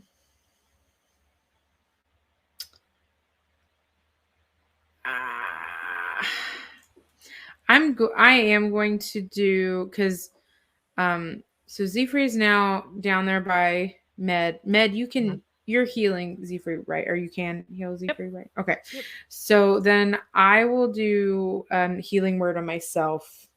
Okay. At Was second healing level. halved this Yep. turn? Oh, it is. So you will only take half of whatever it is you heal. Okay. That is. Oh, maybe I shouldn't do that. Just kidding. I won't do that. Oh, this might be a bad decision. I'm not going to do it. So I'll just stab and then stand there. Yeah. The good old stabbing stand. Yeah.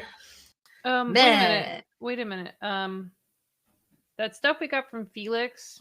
I guess I have it all because it's in our bag of holding. Okay. Okay. If I hand something to, is handing something to someone else, is that an action, or is that like? I'll let it be free action. That's easy. Okay. Maybe I'll semi-trained individuals. Yeah, I'll toss it to Zephyr. She can catch really well. I'm gonna toss you. She's a monk. It's a cream soda, which is a 1d4 plus 1 to healing. That's just to hold. It's like, here, you look thirsty. And then also going to do. Oh, also, I was listening to NatPod because I'm very far behind and decided to catch up. And they have a house rule that I very, very much like, and I would like to steal. You can use a action to take a healing potion and get guaranteed max health. Or you can bonus action and roll the die. Okay. Well, I'm just giving it to you, Zephyr. Yeah.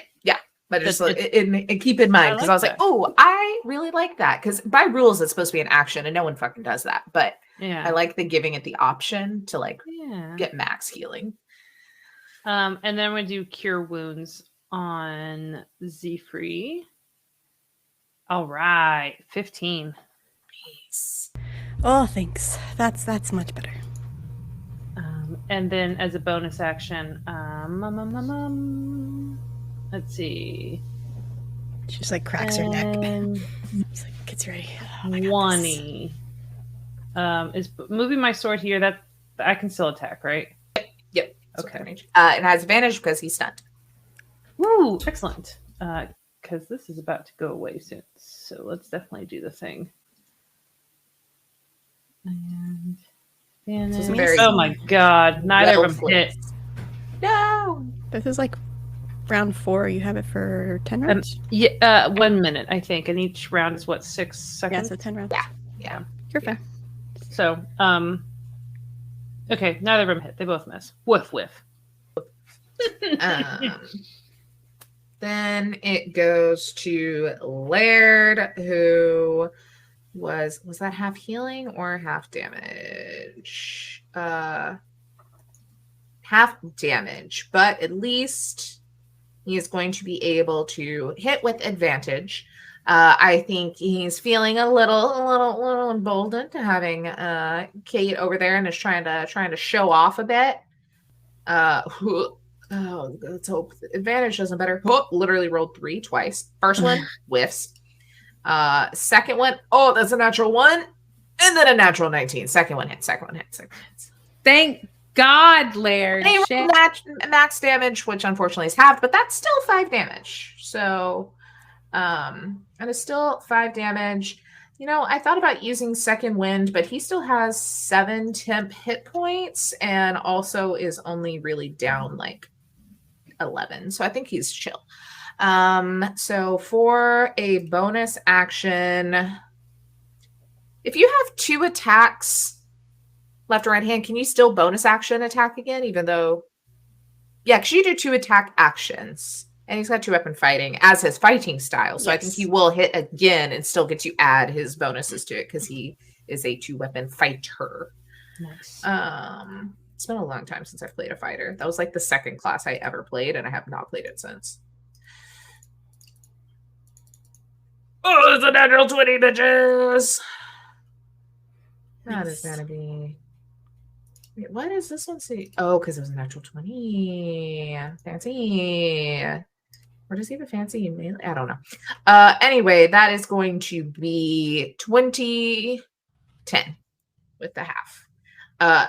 Pelvis lets out a yelp at this as he is not looking good. He's fully singed. He is now bleeding and stunned. Like, y'all stunned him at the absolute most perfect point because a lot of his legendary actions and stuff were to get the fuck away from y'all, and you have essentially made that not possible as he's had to just take a fucking walloping because you have brought him down from triple digits to low double digits. That then top of the round, everybody touching the ground still. We'll do one more d6 round for me, please. Possibly, maybe more, depending on how well you'll do this round. Laird and Lemon.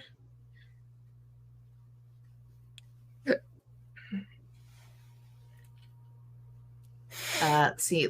Laird is flung up into the air, poor baby. Trying to look real cool, and then just is immediately flung into the air, looking like a dummy, but does land in superhero pose. And then stands up and flicks his powdered wig over his shoulder. Oh yeah. I'm also flung and got an 8 on my dex save. Okay, so you are prone.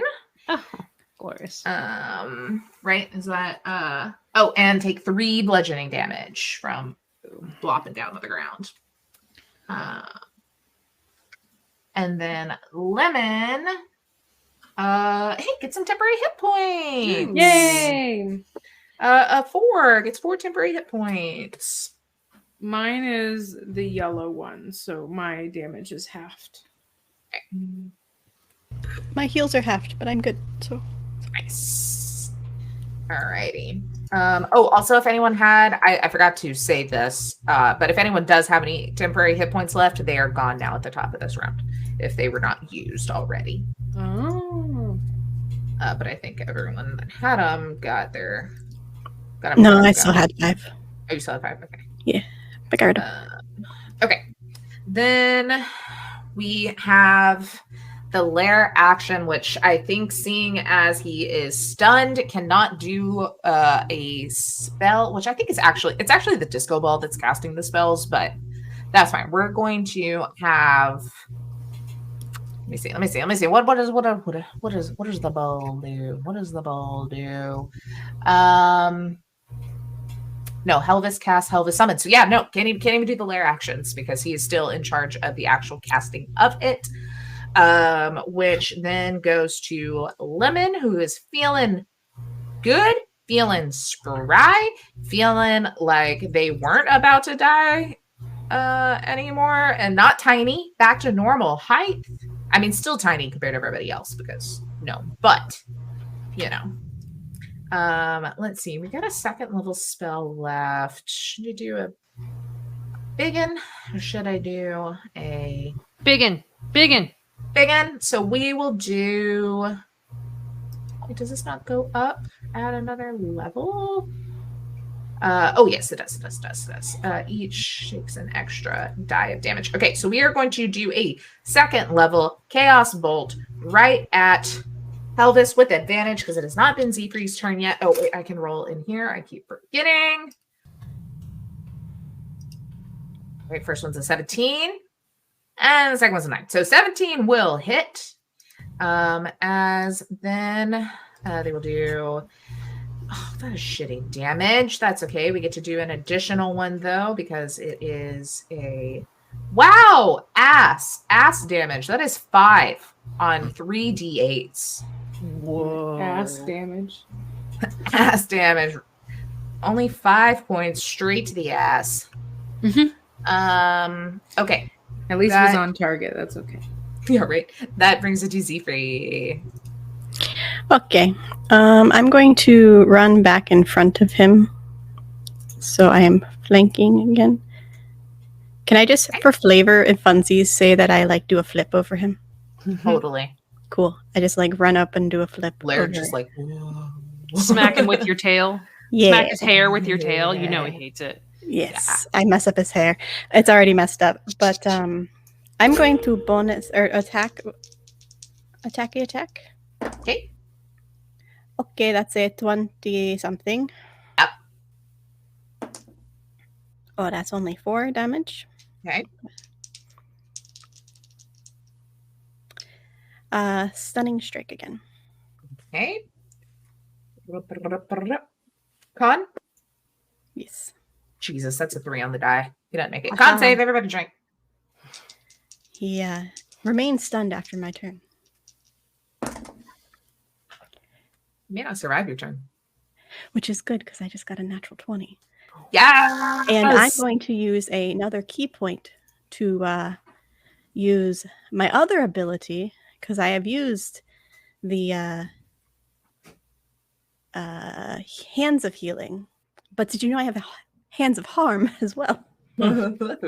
So my claw turns black with necrotic energy, and he will take 6 normal damage and then an additional 6 necrotic damage. Okay. And then I will use, okay, how many more? Since he's almost done, I'm just going to use Flurry of Blows. Oh, that is a 19 19 will hit.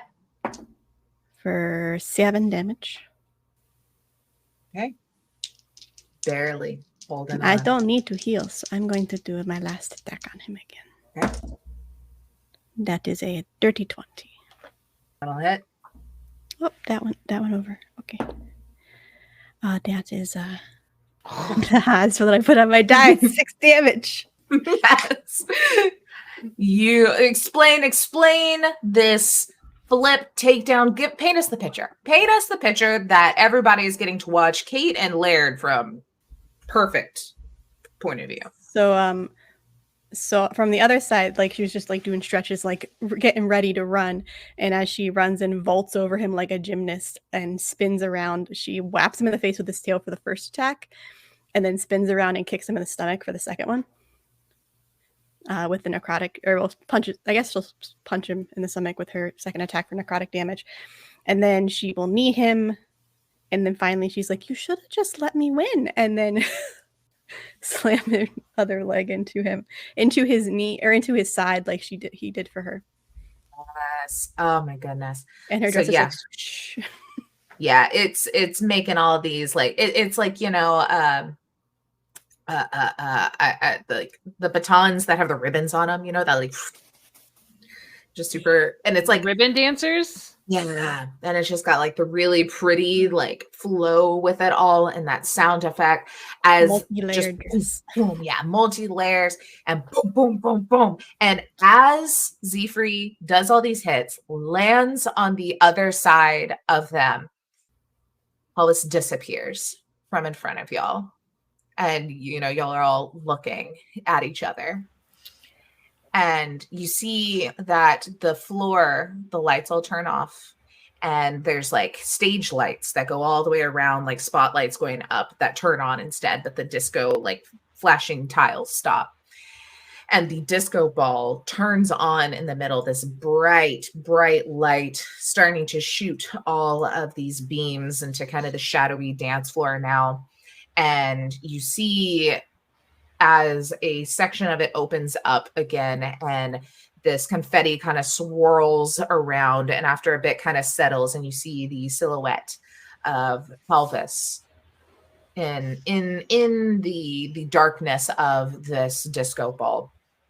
And here, drat and damned, defeated by my own disco. Don't be cruel now. I surrender. I can't do this. I love a good music pun. Everything he says.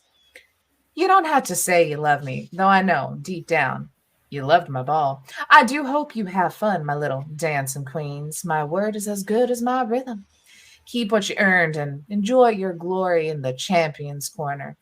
Keep kicking my cool cats. I could have missed the pain, but then I'd have missed the dance. And you see like little sparkle where the eye would be, like a little wink, as the entire room starts swirling in this glittering confetti. And then all of you feel that drop in your stomach as you're being teleported. Can I call out? Somewhere. I want to see you for tea next week. It like stops for a second. He's like, oh, can we move it to 3 p.m.? Yeah, that's fine. All the posters for Heckna are down, so you can come to my place. Fuck yeah. And then the confetti starts up again.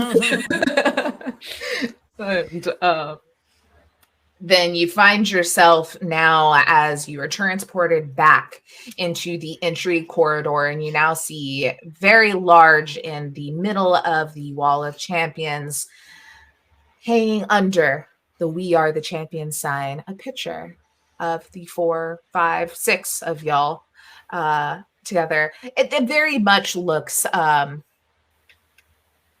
photoshopped, y'all didn't post for it. And you see that along kind of the edges of it, there are little snapshots of y'all's adventure in various states. Like one of them is mid falling off of a boat, like making a face. And then one is like lemon, like this tiny on the ground. And, just one is Laird face planted in like the full, like French Marie Antoinette get up. Like it's all these images of just various goofy positions you found yourself in throughout this entire thing. You see that now the door that once held the wicked waltz that you started in is a solid stone wall, and the red velvet door leading outside stands open. I think Kate is gonna like go up to like the picture and look at it and do like a very like, I don't know if I can get it from this camera, but like a classic, like when the character's angry, just kind of like the one hand like, like hit against the wall, and then it just kind of like goes down, and I'll turn around and just be like, well, that was interesting. Just like sad because they defeated him, but not perfectly. No, that's how it's supposed to go. I'm assuming. Siegfried knows that. Hopefully. Yeah, like you've experienced it from their shoes, but then also, yeah, you have tea dates apparently. The tea is spiked. So nice. Like, no, that's actually how it's supposed to be. You guys did fantastic. That was wonderful. That's actually like I've fought him like twice before and beat him both times, and it was great. So that's exactly what was supposed to happen, because he can't just die. That would be boring, and then we couldn't do it again and again. And then I missed my tea dates. And hi again, by the way. I hope you're doing good. You noticed the Heckna posters are down. Yeah, I did. Is it like pandemonium out there? Has anyone else noticed? Oh yeah, everybody knows now. Oh, that means Heckna knows. I mean, Heckna maybe. Right now, Locke got out of his house because his magic isn't working. So Locke is out, and he is going around and went and inspect Felix. Was that the thing? Felix? Yeah. He went and inspect Felix because he needed to do that forever. And then all the little ones are running around and telling everybody. We're keeping it on the down low, but I'm sure Heckna will find out eventually. But we are going around ripping all the posters down as fast as we can because he can't do anything. He can't prove it was us. Do you know who it was? I'm assuming you guys. Yes. That's why I went to go to the cards, because I knew you were going to fix the train, and then someone said something about that being part of the train, maybe, and then the card said you were in danger and you needed help, so I was like, I gotta go help them. Aww. So thank you so much. While we're standing here, I'm going to take the disco stick and heal myself, and I assume Lemon needs it as well. Yeah, Lemon ain't feeling too terribly hot. So it's like a 1d8, I think, for every charge. It was, I think, a 1d6 plus something. Okay. 1d6 plus 2 per charge. No, wait. That's how many it regains. Yeah. Sorry.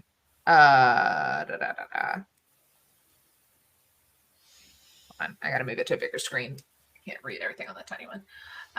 Healing word while holding, you can use a bonus action to spend a single charge of the healing word at 2nd level. So whatever 2nd level was. I looked it up earlier, but I have It's lost it. 1d8. Perfect.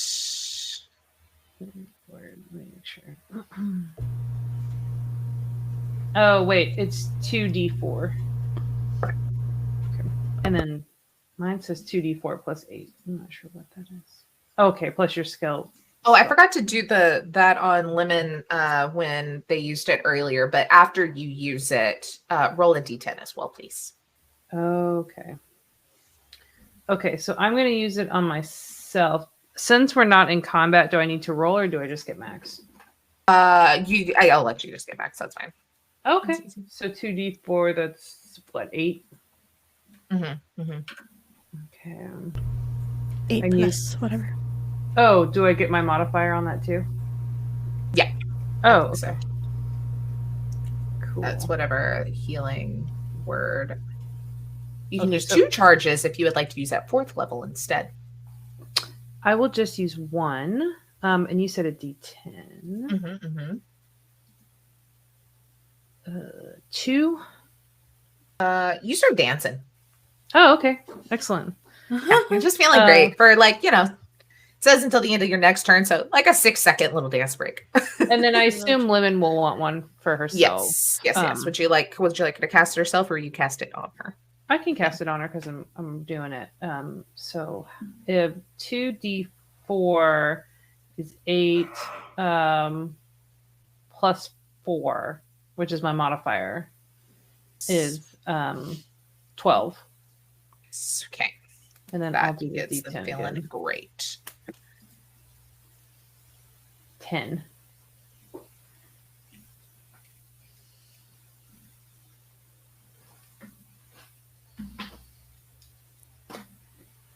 Wonderful. Is there a chart on what happens? Did you post it? somewhere? Yes, in Legend Keeper, it should be listed in the thing. What was the roll again? I'm so sorry. 10. 10. I think yeah, you cast it, right? So I think maybe you mirror what Kate did and kind of hit the wall, like uncontrollably. You just feel like you have to hit the wall, and you feel the need to proclaim a deep love for Helvis in this divine disco. Okay. I'm so angry that I am feeling these feelings I cannot deny. And he just starts quoting some love song that he knows. I love it. Okay, hold on one sec. RP amongst yourselves while I type something out. Well, now that we're all healed, He's just looking at you, professing your love, just like just shakes his head like, I don't know what just happened. It's this stick. It's this stick. I roll an insight check. yeah. Yeah. Sure. Is it the stick? That's 12. What would that be against my Persuasion, because you're not lying. persuasion? Yeah, there we go. Oh, good. Okay, it's a dirty 20. Yeah, It's the stack. that sounds legit. Okay. I mean, weird magic things do weird magic things all the time, you know? Yeah. So, okay, so like the posters are down. Mhm. I mean, Cicero's gone. Like this place is falling apart.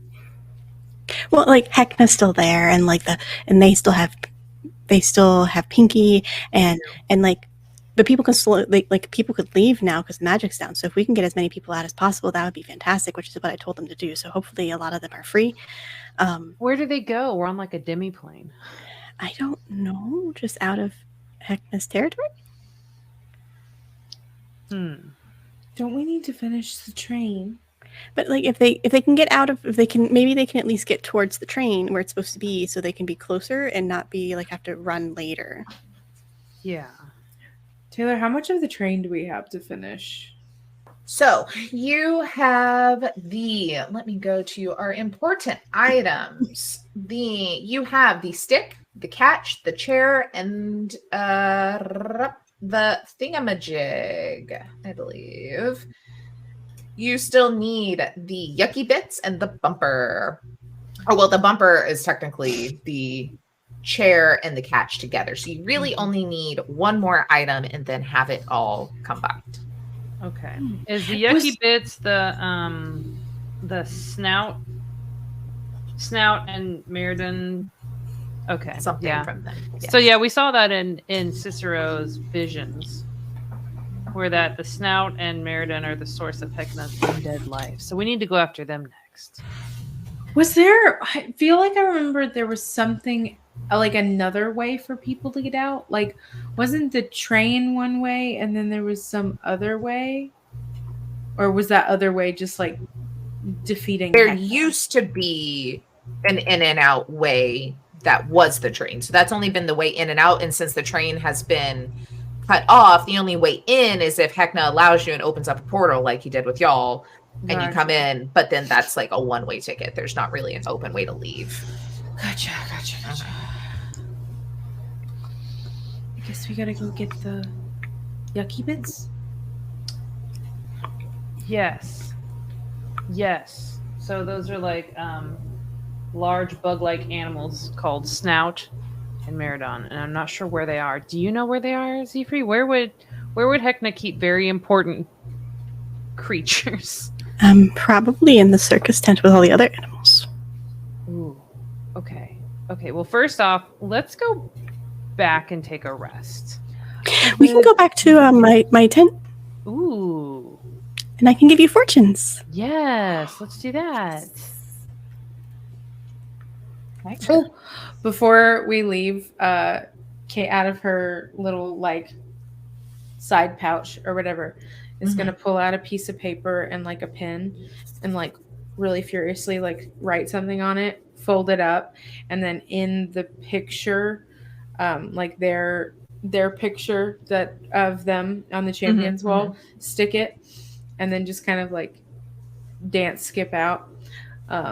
And I'll tell y'all what it says. It basically it says, if you want a real dance battle, come find me, with like Kate and a heart. So, Ooh. Helvis is going to hate that. I love it. I already hate him, so it's fine. I mean, he's just misunderstood. He's really a nice guy when you're not dance battling him and ruining his clothes. But that's all I want to do is ruin his clothes. The shoes specifically. He's on our side technically. Like he doesn't like. You see, like Lemon just kind of scoots away from you because they're wearing the shoes. I like them. Oh yeah, that's right. Wait.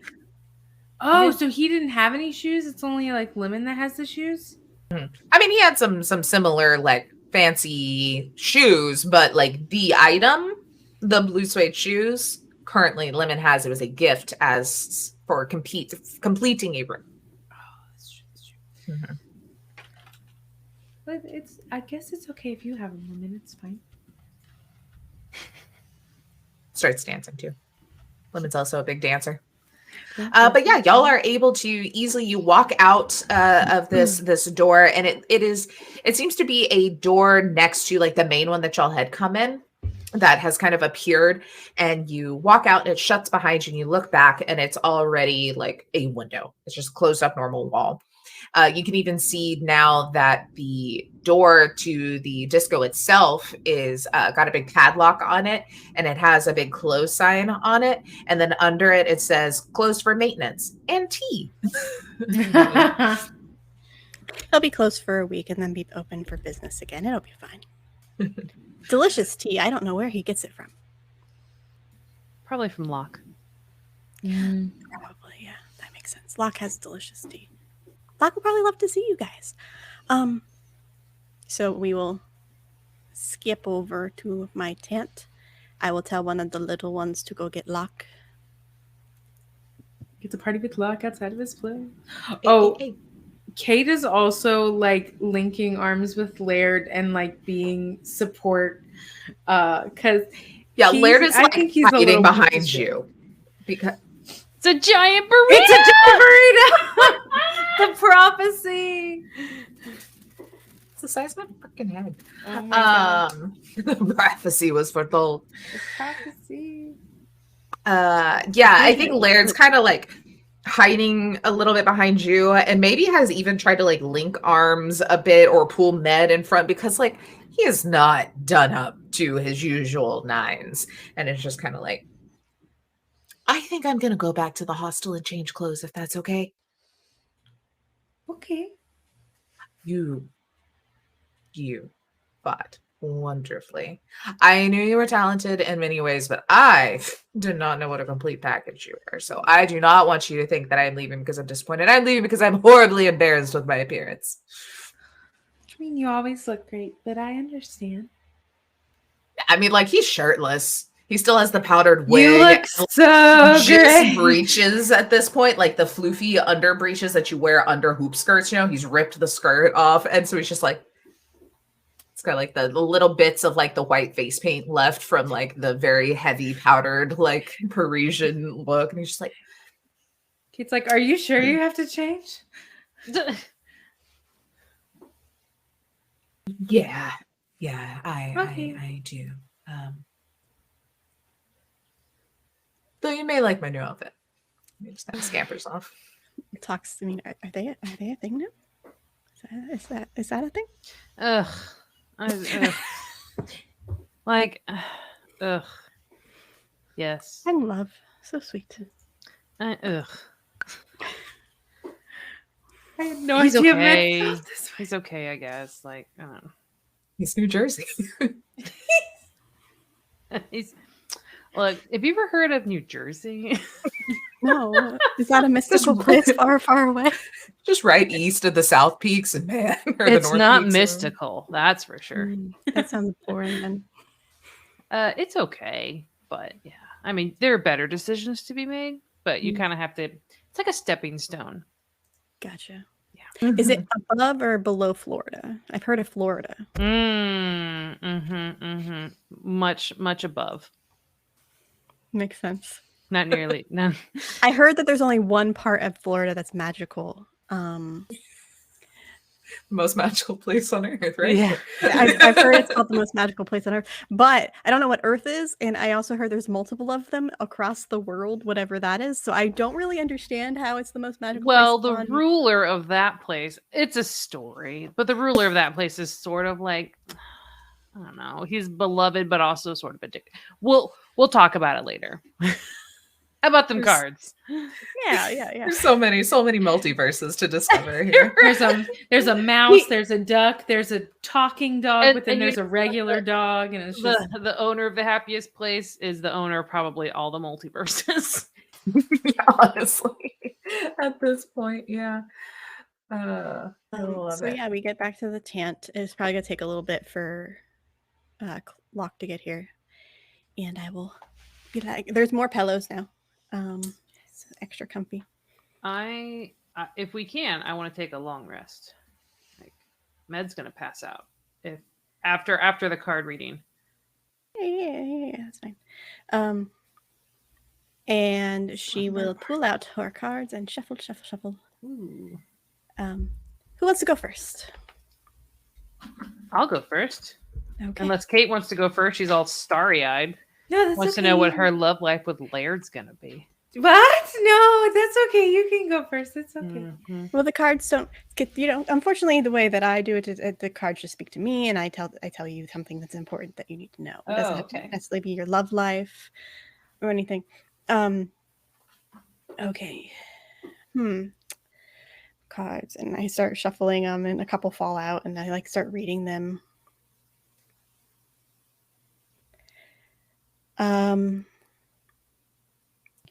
Okay, so I think what the cards are telling me right now is that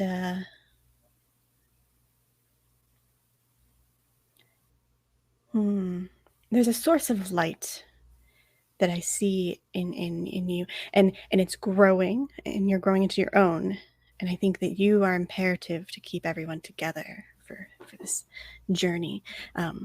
So work on your leadership skills. I think that'll be important. That's great, Med. You're already a very good leader. Oh, thank you. And that light is going to definitely help, I think. And Kate, shuffle. You're in a little bit of a dangerous position right now, but that's okay. This could be a really great opportunity. And I think you're near like the source of your power. And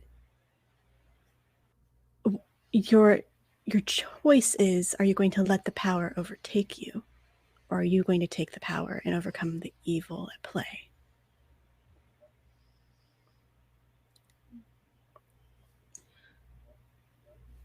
I'm a little confused. You'll understand when you get older, or when it happens. Whichever comes first. I don't know. Wait a minute. Is the most power... interesting puberty talk I've ever had. Okay. Did the card say where the source of her power is? And Med's like looking at her feet, like. Looks down at feet. Those look really similar to the same ones that Helvis has. My shoes are nothing like Helvis's shoes. Not Elvis's shoes. Helvis's shoes. Mine are red. You're muted. Oh, and so you say that, and y'all look over because Lemon is asleep at this point because they've had their fortune told so many times and is just used to this that she's like, yeah, I'm going to go sleep on my pillow because I have a specific pillow in Siegfried's tent that is mine when I have sleepovers. And you start to notice, as they're laying there kind of like shuffling, their feet seem to be moving a little bit more than usual. No. See, completely different. Mine are red. Those are blue. Mine are like I can stand on my toes with them and they're strappy. Aren't the blue suede ones like heels? Yeah.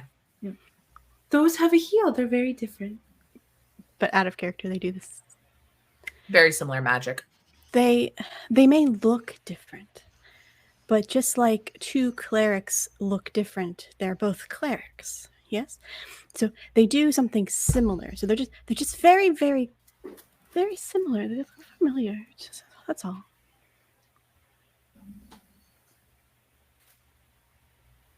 I'll have to think on something. I have an idea, but I don't know if we're ready for it. I don't know if I'm ready for it. No. Heckneck's still pretty strong. It's fine. I think at this time Locke comes in. Yeah, so Locke walks in, very proud, kind of forgets to like hunch because he's so used to not having, or like he's so excited to not have to do that he hits his head a bit on the curtain to get in. Just like, I'm here. I walked here. Did you see that? Did you look? I'm this tall. Did you know I was this tall? He's like 7 foot tall. I'm very tall. Nice to see you out of your wagon. Thank you. It's very nice to be out of my wagon. I've had a round. I went and slapped Felix. I went and gave Gary a new teddy bear. I had one for him. I went and pet Steve, I think is what y'all named him. You know, the tentacle guy. We used to be best buds. He was very excited to see me. That little twerp that runs the fucking security that would come tag my goddamn poop. he's nowhere to be found. But I looked for him. I think your friend has something. Oh, and by the way, and he'll pull out of his bag of holding Hekna's eye. Your little friend came by and dropped this off while running around doing something. I'm not quite sure, but I figured you might want it. Ooh. I will put it in my bag of holding. Do I feel anything when I like hold it? Like I mean, or anything? like it feels like almost a spark when you grab it, like a static spark. Like it definitely feels powerful in an electric sense, you know.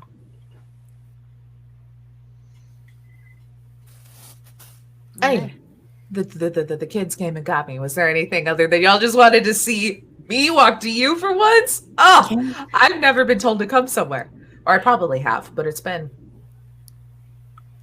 a while. It's been a while. Yeah. I just thought you would like to get some fresh air and come and say hi as they're tired and you know. Oh, this is what your tent looks like. This is very nice. Right? I got super comfy. Yeah, I feel like we have sleepovers all the time. Wonderful. Speaking of, can I stay here? I do not want to go back into my cart. Of course. Thank you. We'll make room somewhere. Shouldn't Locke get his fortune read too? Do you want your fortune? Of course. Okay. I can read your fortune.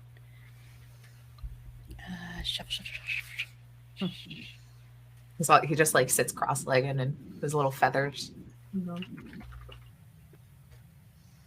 Random tarot card. Yes.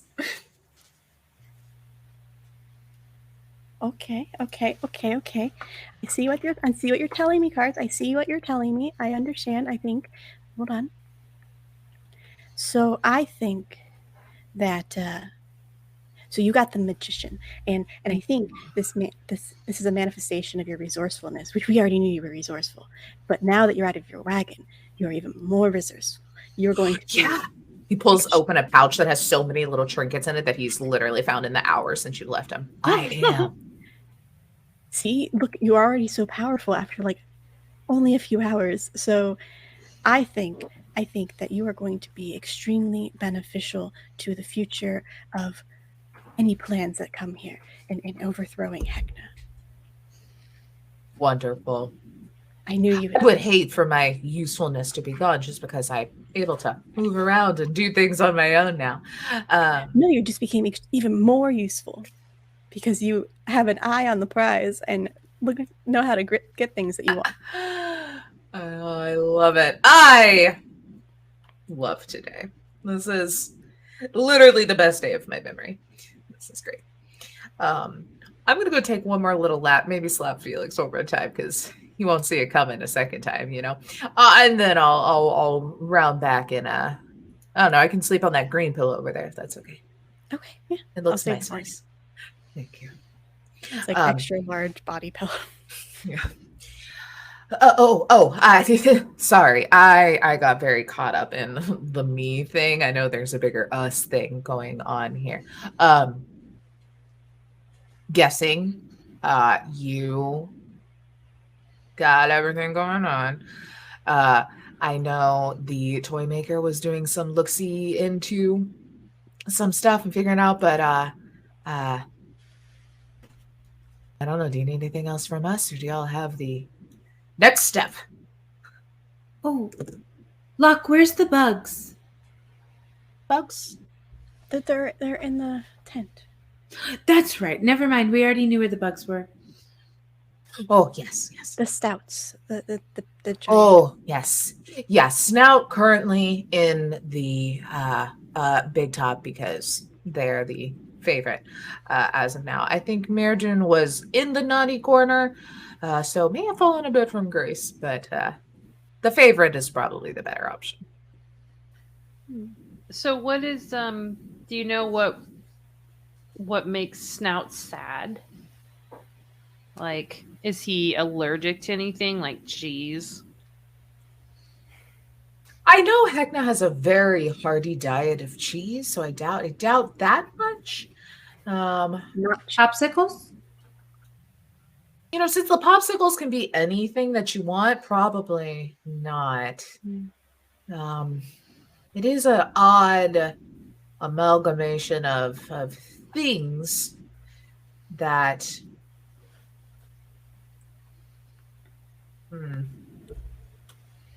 I'll give you the warning. I don't know if it has any sort of allergies necessarily, but it is toxic. I doubt any sort of poison will mess with it much. And some of the animals that you see that the petting zoo are quite cute. There's one that's like an elephant, but it has like fluffy, like elephant ears, but they're like fluffy, like a bear. Oh, he's the sweetest, absolute sweetest thing.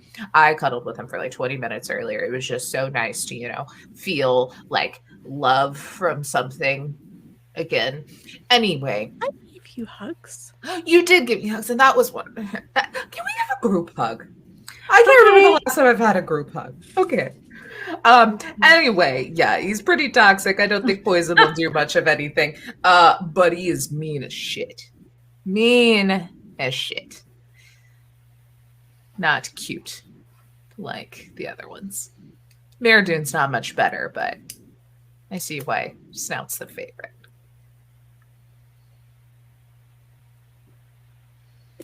Anyway. Oh, yes. So I was gonna say, I wonder if we could lure him out with cheese. It'd be fun. We'll figure it out. Good luck. Well, anyway, like I said, I'm gonna go slap Felix again. Maybe make another little round. Get a little scritchy. I think there's another one that is like it's a little disturbing. It's a little disturbing, but like very nice. It's like a monkey, but body-wise, but it has 8 legs. It's weird. And like a turtle shell? I don't know, but he's very nice and very helpful.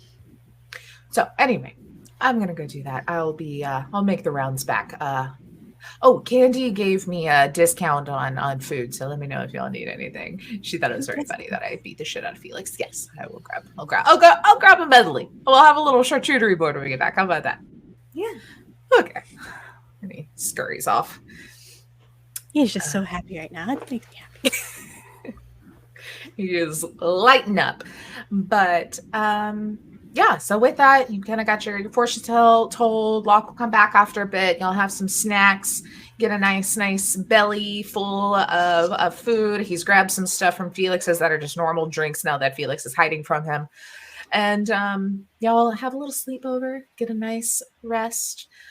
So refill your hit points, your spell slots, all those good things. Yes. And we're kind of getting to the end of our time, but I think we'll set up what will be next week, our finale, as I think Zephyr maybe has a little bit of an in for y'all to get closer to Snout. So y'all wake up. The moon is still mooning, but you assume it is time to do things because people are loud and about in places. Locke has brought in some mystery meats from Babs's. It's like, we had a lot of sugar last night. I feel like that. Anyway, I'm gonna go see what the rest of this carnival's about. It's been a long time. Leaves y'all to it. Are you all ready to go to Big Top? Yes. Fantastic. I think I can get us in very quickly. Oh, At least avoid some of the hassle. yes. You'll have a bit of a time limit, but 8 hours? Sure, that should be enough time to take this place down. Fantastic. It won't take everything, but it will stop some of the stuff, at least at the beginning, so you can get further in than you would have. You just might have to fight them on the way back if you're not out within 8 hours. So that's all. That's fine. Onward. And she like pulls out this rod from her pocket and she's like, onward. Question is, Blair. So the little like the nasty bits or whatever we're getting. We have to. yucky bits. Mm-hmm. So we have to like fight the bugs to get the bits. They like spit them up. Yeah, so I think we'll say that you've got to just to kind of clear it up, because it would make sense that after knowing all of this that the that probably Stefano comes up as y'all walk out, and saying that the toy maker wanted to catch y'all. Locke had come by. Oh my gosh. And yeah, he kind of runs up. He's like, "Oh, hi. Okay, I'm so glad I caught you." He's acting like he's out of breath, even though he's essentially Pinocchio. So it's a little weird that like he's like, "Okay." So anyway, the Locke said that because he came out. That's super cool. That you were going for the yucky bit. You're going to snout, which is smart, which is good. Doing some digging after what you learned about Cicero and the history and doing those sort of things. Okay, the yucky bit. It's part of Hecna's life force, and it can be used as the fuel for this train. Essentially, you got the bits, you got the parts, you got the engine. This is the fuel for it. But anyway, let me make sure I'm telling you all the things. Yeah. So you kind of have to harvest it from the pit. So good luck with that.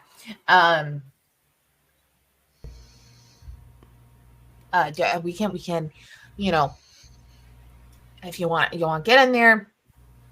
Stuff's gonna, there's shows happening. You've got Zfree, but we'll try to do our best to maybe do a bit of distraction for you, if that will be helpful. I don't know how much we can, but at least maybe get Sophie and Hecna's attention away from. Oh yes, Snap. please. Mm-hmm. So that's what the toy maker is currently doing, and just wanted to give you the whole rundown that it basically what is the heart of the pet is what you want. Now I understand why he wanted to keep it so close. Yeah. Oh yeah. So there's like the story going around. I mean, y'all saw the bits of it with Cicero, but apparently when Hecna was created, in the sense that we know it now, he came out of this pet. So stopping him could also, make sure that Hecna doesn't revive it, because Cicero killed him and then he came back. So getting the yucky bit could mean he can't do that again, which is one step closer to you. That is one. And he just kind of looks over to Zfree Anyway, okay. I'm gonna go. A couple of the children of the candy corn invited me to go rip down posters, and that sounds very fun.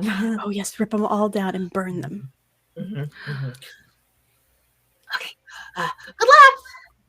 And you see him run off, and four of the children of candy corn are rolling behind him and hop up and start running, and they're jumping on top of each other, making the three kids in the trench coat, but to grab higher up things and rip them down.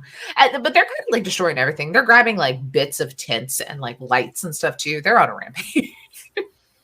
I yell at one of them, "Not peoples that we care about." He's got a hand on one Put that one back.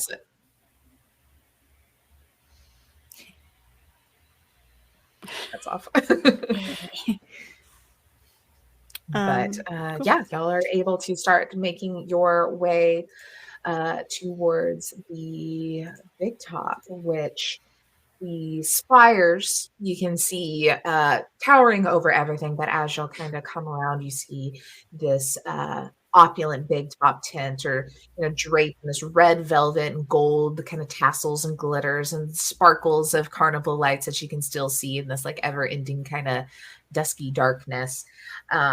And you see, or you can hear that a booming voice rattles the structure through, though the exact words are a little bit muffled. And you can hear cheers and claps from the inside. Next to the entrance, you see a bright marquee that lists the names of the show, and it says, let's see, can I copy and paste this maybe? Because it's just a pretty image. It says, now playing The Mentalist, new, coming soon. Arachne's wondrous weavers of the magical menagerie. Yeah, you kind of walk up and you see someone familiar, men, as you see Bella Belzon, the acrobat that brought you to the forest, or through the forest. The spider standing outside the entrance. This time you see in full acrobatic arachne form. You see that instead, where you before saw the hint of an extra pair of arms, is now very obvious. This one is just a general one, but here's how the multiple arms work. As these 4 arms, you see they're kind of juggling some things, and you see that she has her hair pulled back very tightly from her face, and it's kind of woven into this long braid. She's dressed in a very similar all black bodysuit that is very similar to, an acrobat's skin tight suit, and is kind of dance around and catches eyes with first Zephyr and kind of smiles. Zephyr, you would know the Arachne in general are all acrobats, and they are all part of a coven, essentially. And they are very much in Hecna's pocket. And there are definitely people in the show, and both Lemon would also know, who is with you, that, there are some people in the Big Top that are forced, kind of like Pinky was forced. That would kind of lead to some of the crying individuals you saw in the parade med the first day. And then there are some that are here just pretending, like Lemon and Maggie, of everything's fine, to just not piss anyone off. The Arachne are kind of the ones that are watching and making sure everything's in line, But she sees you and chipper, smile. He has no reason to be upset with you. And then sees Med and does the same. She's just juggling and stops and is like, oh my goodness, I was wondering when you would make it to the Big Top. Zephyr, it's so nice to see you again. It's been a long time since you've been here too. Oh, by the way, I'm Bella, and puts 3 arms out to all 3 of y'all to shake hands at the same time, but looks at Kate more in the introducing for the first time. Wonderful seeing you. Hmm. Yes. Are y'all here for the show? We are definitely here for a show, yes. Wonderful. Well, ours is coming up in just an hour, but there is a very interesting game show that is going to be happening soon. Whose game show? It's wonderful. So there are these 2 super smart, all-seeing sphinxes. And it's very magical. It's the Mentalist. It's all illusions and riddles and mind games. All 4 arms are Med's gonna look at Zephyr and kind of look at his feathered wrist like we're on a clock, yeah? Mm-hmm. So how close is everybody in this little area right now? Of y'all or strangers? Everybody. Just everybody. How big is that? Yeah, there's definitely people that are in line to get in, that are all close and are all revelers and stuff. And there's quite a few of the acrobats that are around kind of creating this, come join the show, come see the show stuff. And like I said, the Arachne are kind of the security in a way because they blend in. And very much currently we'll say 3 of them that are in this little area, including Bella. So 2 additional.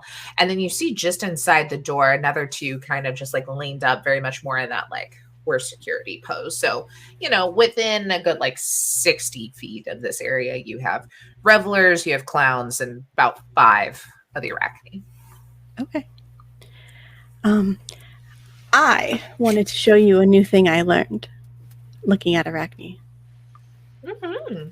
I was thinking about putting it on for performance one day because, fortune telling is great, but what if I expand? Yes. So I pull out the rod that I had in my hand, or I pull it up, and say, see this thing right here? This is going to make all of your wildest dreams come true as I say, as all of you listen to me and pay attention. Everyone turns and is looking like, what? And I command obedience from each creature within 120 feet of me that is not my friends or a person that I know is on my side, including patrons. Oh shit! Yes. Patrons, they're in. Not even roll for them. They're commoners. They're like, whoa, like what's going on? For the Arachne, let me. Oh, my lungs just did a weird flutter. I'm probably dying. It's okay. Don't say that. Oh my god, this PDF is so big and beautiful, but man, it takes forever to scroll where I need to go. And if anybody has anything that makes wisdom saving throws worse, specifically on Arachne, that'd be wonderful. I would have told you ahead of time. Mm-hmm. Let me see what I got. Now that I have all my spells. Cutting word, possibly. I don't know what. Here, I'm going to throw in real quick. I'm going to mark a spoiler because I found Bella's actual image and it's a little more spidery than the other guy was. So I'm a spoiler it, Blair, and you can decide if human with a lot of spider-like arms is okay. Okay. I got. That's fine. Okay, so wisdom from Bella. That is a 3 on the die, so that makes it a whopping 7. Nice. Now let's do the other general Arachne that do not have any sort, because she's definitely the ringleader of this crew, So the other ones don't have as much of a save as she did, even though she rolled like ass. So we'll say the 2 guards on the inside. That is a 14. Nope. All 15 right, is so easy. all right, they have failed. So then we'll do the 2 that are also doing acrobatics and stuff on the outside here. That's a 10. So all 5 of these Arachne are just enthralled, as well as the crowd and the clowns and everything that's nearby that was just waiting in line. So all of you, I think you should all make sure that these 2 or this group are able to get through safely. They are not bothered. You keep other people distracted and away from them. And make sure that they're protected. You see those 2 guards they're definitely buffer little spider dudes come walking up acting all tough. They're just But you're going to keep them off behind, and you're going to keep your distance from them. You want to be secretive about it, right? Super secretive. Also, for somebody show them part of the show. It is. It's a new. I thought so. I saw Lemon here. Lemon's always coming up with interesting new shows. Mm-hmm. I see that. Okay. And I will turn to the stage. Yeah. And I turn to you 2. Okay, you have 8 hours. Oh God. They will listen to my command. For the next 8 hours, they will think I am their glorious, trusted leader. I am going to have to go hide now for a little bit and plan where I'm going to go hide for until, because I'm probably going to get in trouble because I don't quite know if they remember afterwards. It doesn't. I didn't have an instruction guide, but that's okay. That's okay. So 8 hours. Go find what you need. Heck, no, will be distracted. Everything's gonna be great. Okay. Wherever you find where you're gonna go, once you're there, send a candy kid or something so that we know where you are Of course. and that you're safe. Yeah, I'm gonna be fine. Don't worry. You'll know if we succeeded, Yes. I'll be and there. you'll know when we don't. You will succeed. Okay, Remember, great power, both of you. that's right. Shining light. As you're having this conversation, Locke like walks up with like a big old bucket of popcorn. Is like, seemed like we got this handled, and just walks through and goes and sits Yeah. down to watch the show. Fucking Locke. And I think, is there any last parting words from Z3 or crew to Z3 before we call it a night?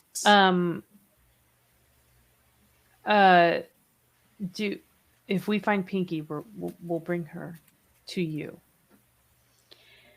She actually looks a little sad for a second, and then like gets like she shakes her head. She's like, "That would be wonderful." Yeah. Y'all are the sea parts a bit for you, as Bella's like, well then come on, let's go, and like cartwheels through, and y'all are able to follow as you see Z3's little silk skirts and such just around a corner and a little tail, and you have parted.